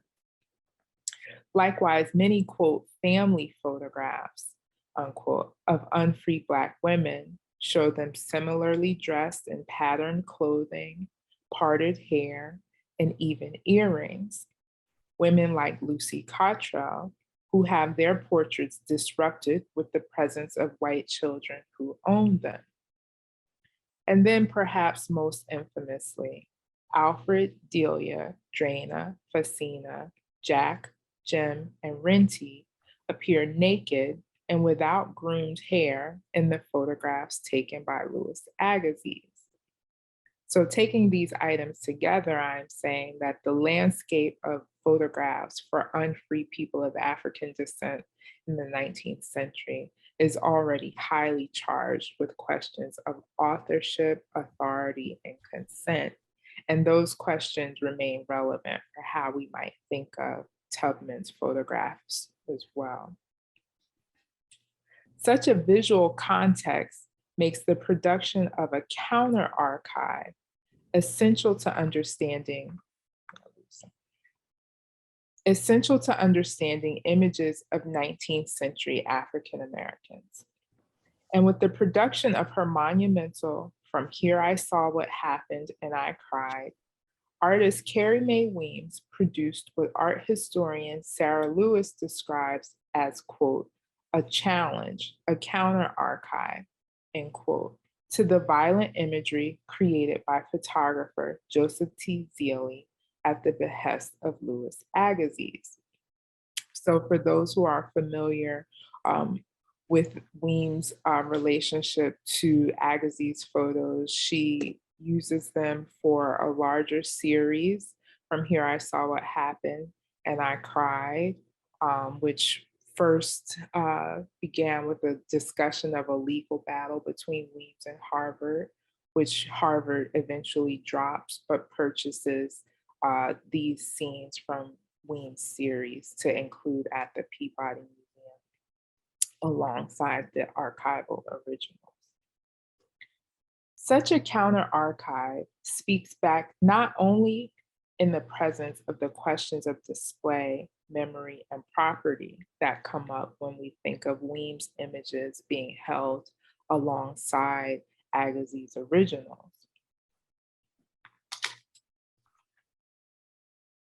A counter archive of visual materials also speaks back to the historical archive and helps to enlarge what we might know about 19th century African Americans.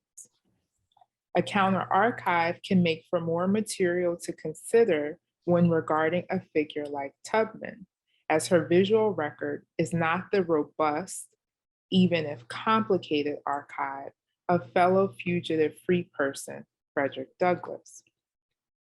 Douglass, for example, has an immense archive as the most photographed American of the 19th century, according to Celeste Marie Bernier, John Stouffer, and Zoe Trott. Douglass's preoccupation with the photograph is well documented by Maurice Wallace and Sean Michelle Smith. I should add that the countless number of photographs of Douglass, such as the portraits I've shown here, complicate a written archive produced by Douglass, numerous letters, 2 newspapers, as well as his life writing. Not only did Douglass sit for numerous photographs, but he actively incorporated images in his thoughtful construction of his public persona. Proof of this commitment is that he changed the frontispiece image across 3 titles written on his life, offering different images for his narrative of the life of Frederick Douglass in 1845, My Bondage and My Freedom, 1855, and also his Life and Times of Frederick Douglass in 1881. So not only was Douglass taking numerous images of himself, but he was attaching them to his writing in different ways across his life and representing himself slightly differently in each iteration. Tubman's archive, and especially her life writing, does not provide such an opportunity, and that her story is told by Sarah Bradford, complicating Tubman's authorship, and marketed with wood engraving image of Tubman dressed in many layers and leaning against a rifle that is almost the length of her body. So you see here in the first book by Bradford, Scenes in the Life of Harriet Tubman, we see the woodcut image, Tubman draped in a long dress, overcoat, bag, scarf on her head, and leaned against a rifle that is almost as tall as she is. And then the second book, Harriet, the Moses of Her People, is offered without an image inside the book. Tubman's gun would become the fixation of many renderings, appearing not just in the 19th century, but also in the 20th, such as in William H. Johnson's Harriet Tubman in 1945. Here you see Johnson reiterates the wood engraving with the rifle almost the same height as Tubman, her leaned against it.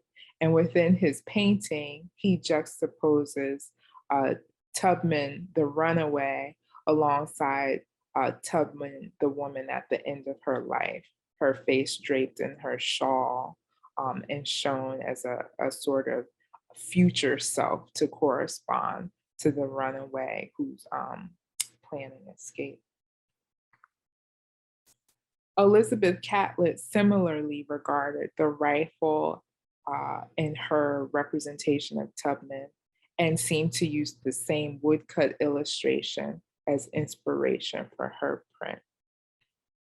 And we see in many other illustrations, such as Jacob Lawrence, maintaining the use of the gun in representations of Tubman, even though that item changes in size and position in Jacob Lawrence's forward for 1967. My point in showing these different renderings is to say that there is an apparent synergy between the historical record and the new representations of Tubman that artists go on to create. This gun, this posture, her clothing becomes repetitive over representations of Tubman in the 20th century, even as the first iteration is a drawing and not a photograph.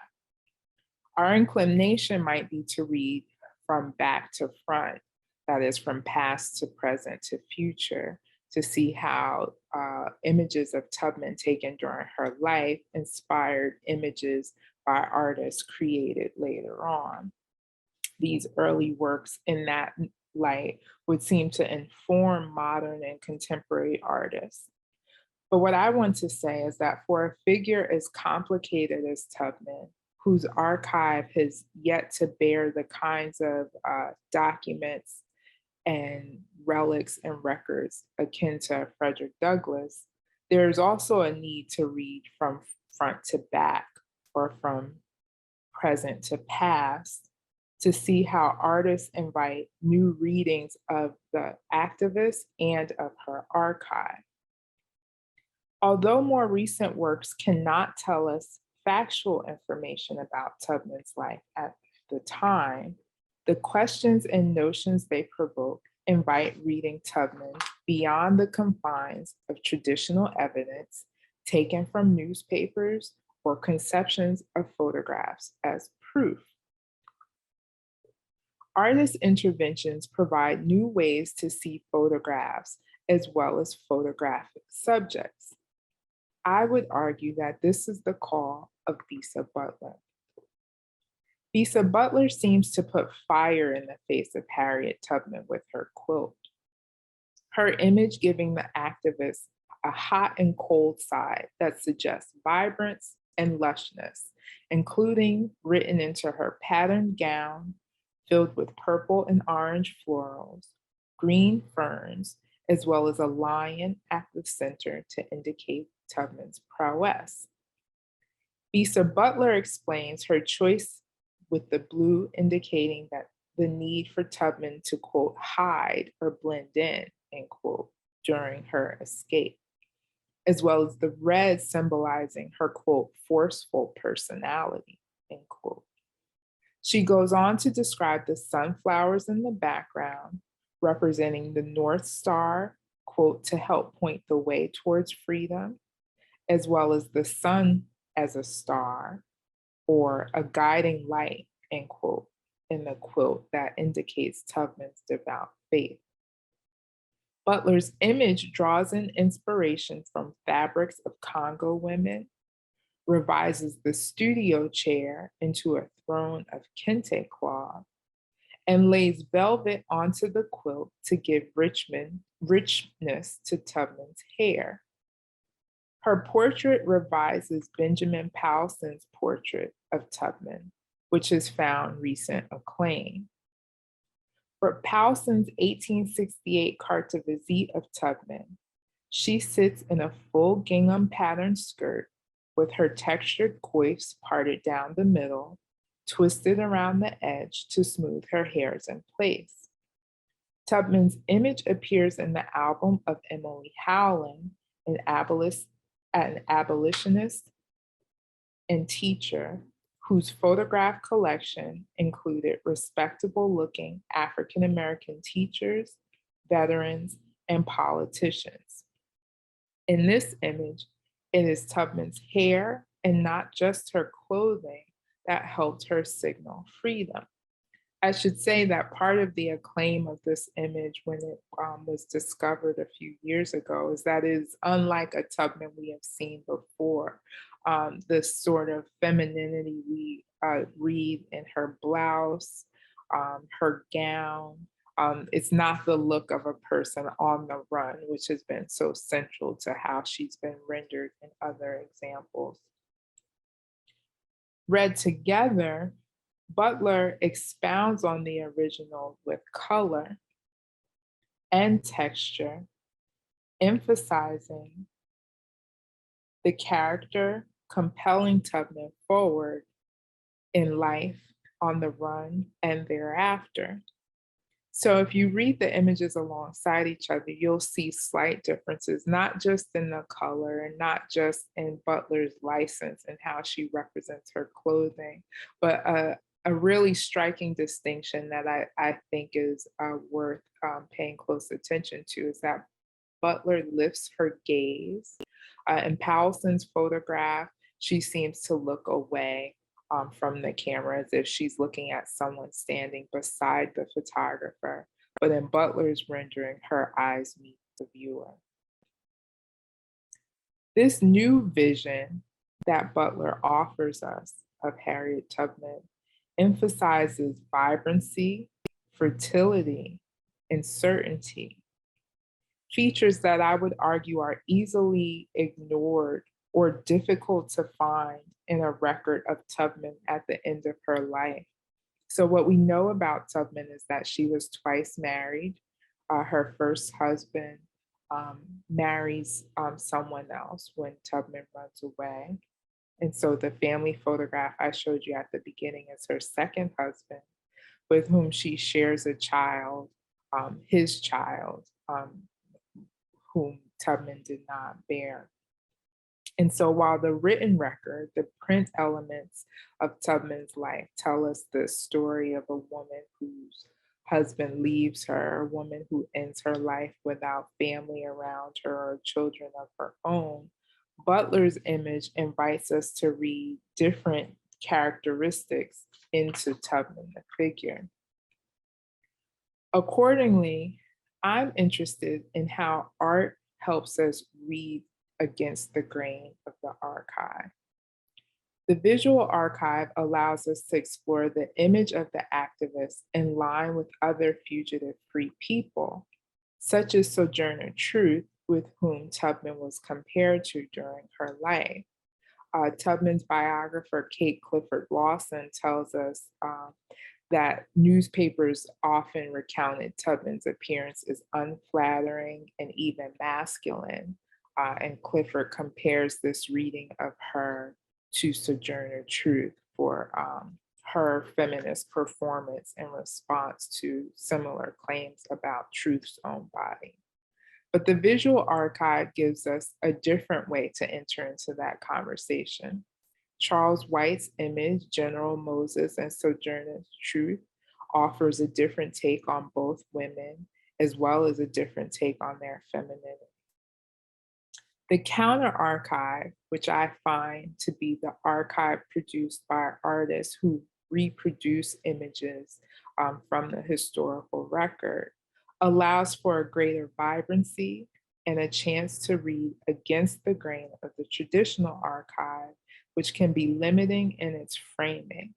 So essentially what I'm arguing is that rather than simply imagining or looking for the ways in which historical materials reveal the life of Tubman, what I can know about her through newspapers and historical photos, which are few and have limited information, my plan is to approach Tubman reading backwards, to think about how artists give us a counter archive that is important, not just for how we display images in the contemporary, but how we read images of the past. Thank you. Looking at the chat, we have some clapping hands, which is wonderful. And I'm sure if we were in a room together, we'd have had some clapping by this point. So that we can imagine that at least. I have questions for both panelists, but I hope, and I'm sure that others do as well. I think that our other speakers can unmute if they would like to do so, or raise a hand. And members of the audience are very, very welcome to post questions on the chat, which I'll do my very best to monitor, read, convey, and hopefully get answers from as well. Maybe while we're waiting for those questions to be formulated and typed out and come through, I could start with a question that I have for Jasmine, and have one for Richard as well as we go. Jasmine, I'm interested in the ways in which you were talking about Lisa Butler's painting and that, and the wider sense of I think we could say a sense of privileging modern and contemporary visual representations of Harriet Tubman, and the ways in which they can be interpretations, interventions that contain information and knowledge, and the ways in which that works. And I was thinking about, I guess, parallels to Saidiya Hartman's ideas about a notion of critical fabulation in the written record and that kind of intervention in the archive. And it made me think about the way in which we might think about text and image differently. Do you think that we perhaps, that sense of images, and particularly photographs, as being kind of containing information, and the way in which we privilege photographs, do you think that idea, those kind of contemporary interventions work differently in the textual record as against the visual record or archive? Thank you so much for that question, because I am thinking a lot about Saidiya Hartman and critical fabulation. And I think there is something to images and photographs in particular that I expect will be sort of complicated for a sort of practice of fabulation. That is to say that we, as much as we know photographs are contrived, there is still a penchant to read photographs, and especially historical photographs, but as if not objective, at least as kind of a record or document that can make moving away from the claims that we can verify through photographs sort of difficult, right? So I think with the text archive, we understand things like authorship, particularly around the production of slave narratives, writing within, I can never get this word out, writing with an amusis, a person, as told to. We understand that kind of frames what Harriet Jacobs says about her life, or we can track how in Frederick Douglass's life writing, how he tells his story changes depending on who's the editor of the work. I think there's a somewhat of a lag in regarding photographs in that way, particularly 19th century photographs. And so it's something I'm interested in exploring, how a work, and Bisa Butler's work is, it's a quilt, how in its texture, its materiality, all of that sort of pulls on the fixedness of the photograph as a record, and how that can be a good thing for approaching a figure like Tubman in new ways. Thank you. That's wonderful, and others may want to pick up on those observations as well. We have a couple more questions. I think we have a few more minutes that should allow us to get to those. A question for Jasmine. Madeline Harrison writes, the images you show have a specificity about them. They show Harriet Tubman's face and clothing clearly and identifiably. How do more generalized depictions, I'm thinking of Aaron Douglas's, yes, a great question, 1931 mural at Bennett College, fold into your project? Yeah.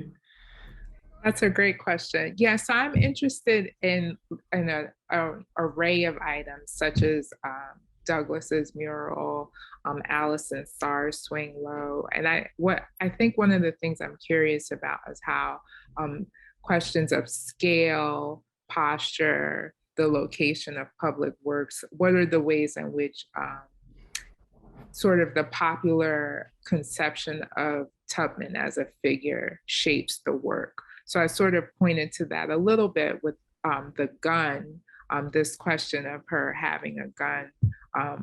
The gun becomes larger than life in artworks. And I think that's about the ways in which the story of a Black woman toting a gun on the Underground Railroad becomes, you know, a figure or a totem in its own right.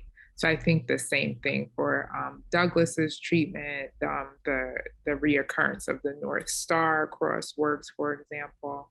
I'm interested in how tropes related to Tubman figure in a host of works and a host of styles. That's great. And a question just coming through, actually, I mean, that sense of the kind of range of styles and forms. Kay Wells asks, says thank you very much for the excellent talks. And asks, Jasmine, you mentioned that Lisa Butler's work is a quilt, and a curiosity about how the materiality of the quilt might factor into your analysis. Yeah, I love that it's a quilt because, you know, quilt making is sort of a Black women's art practice. And so I think there's, you know, Butler is making a statement in choosing a quilt as a representation. But I think it also allows her to give a softness to Tubman that we don't generally find in some of the photographs. And she plays with different textures within the quilt, like using velvet for her hair. So I think that's one way. There's also this interesting aspect to Tubman's archive that I didn't go into here, but in absence of photographs, there's a lot of material culture sort of related to Tubman. And I think the quilt sort of toes the line between knowing Tubman through photographs and knowing her through other sort of domestic objects. So that's something I plan to explore further. Let's pass back over to Louis to wrap up the day. Thank you. Thank you so much both for such fascinating and thought-provoking papers. And thank you, John, for some brilliant sharing. So that brings us to the end of our first day. Thanks all so much for coming. So we'll be starting again tomorrow at 1:45 p.m. GMT, which is 9:45 a.m. Eastern Time, 8:45 a.m. Central, and 6:45 a.m. Pacific, very early, but come when you're up and ready. So yeah, we'll see you then. We'll have 6 more papers and we'll have our keynote from Professor Sarah Churchwell. Have a lovely evening and see you all tomorrow.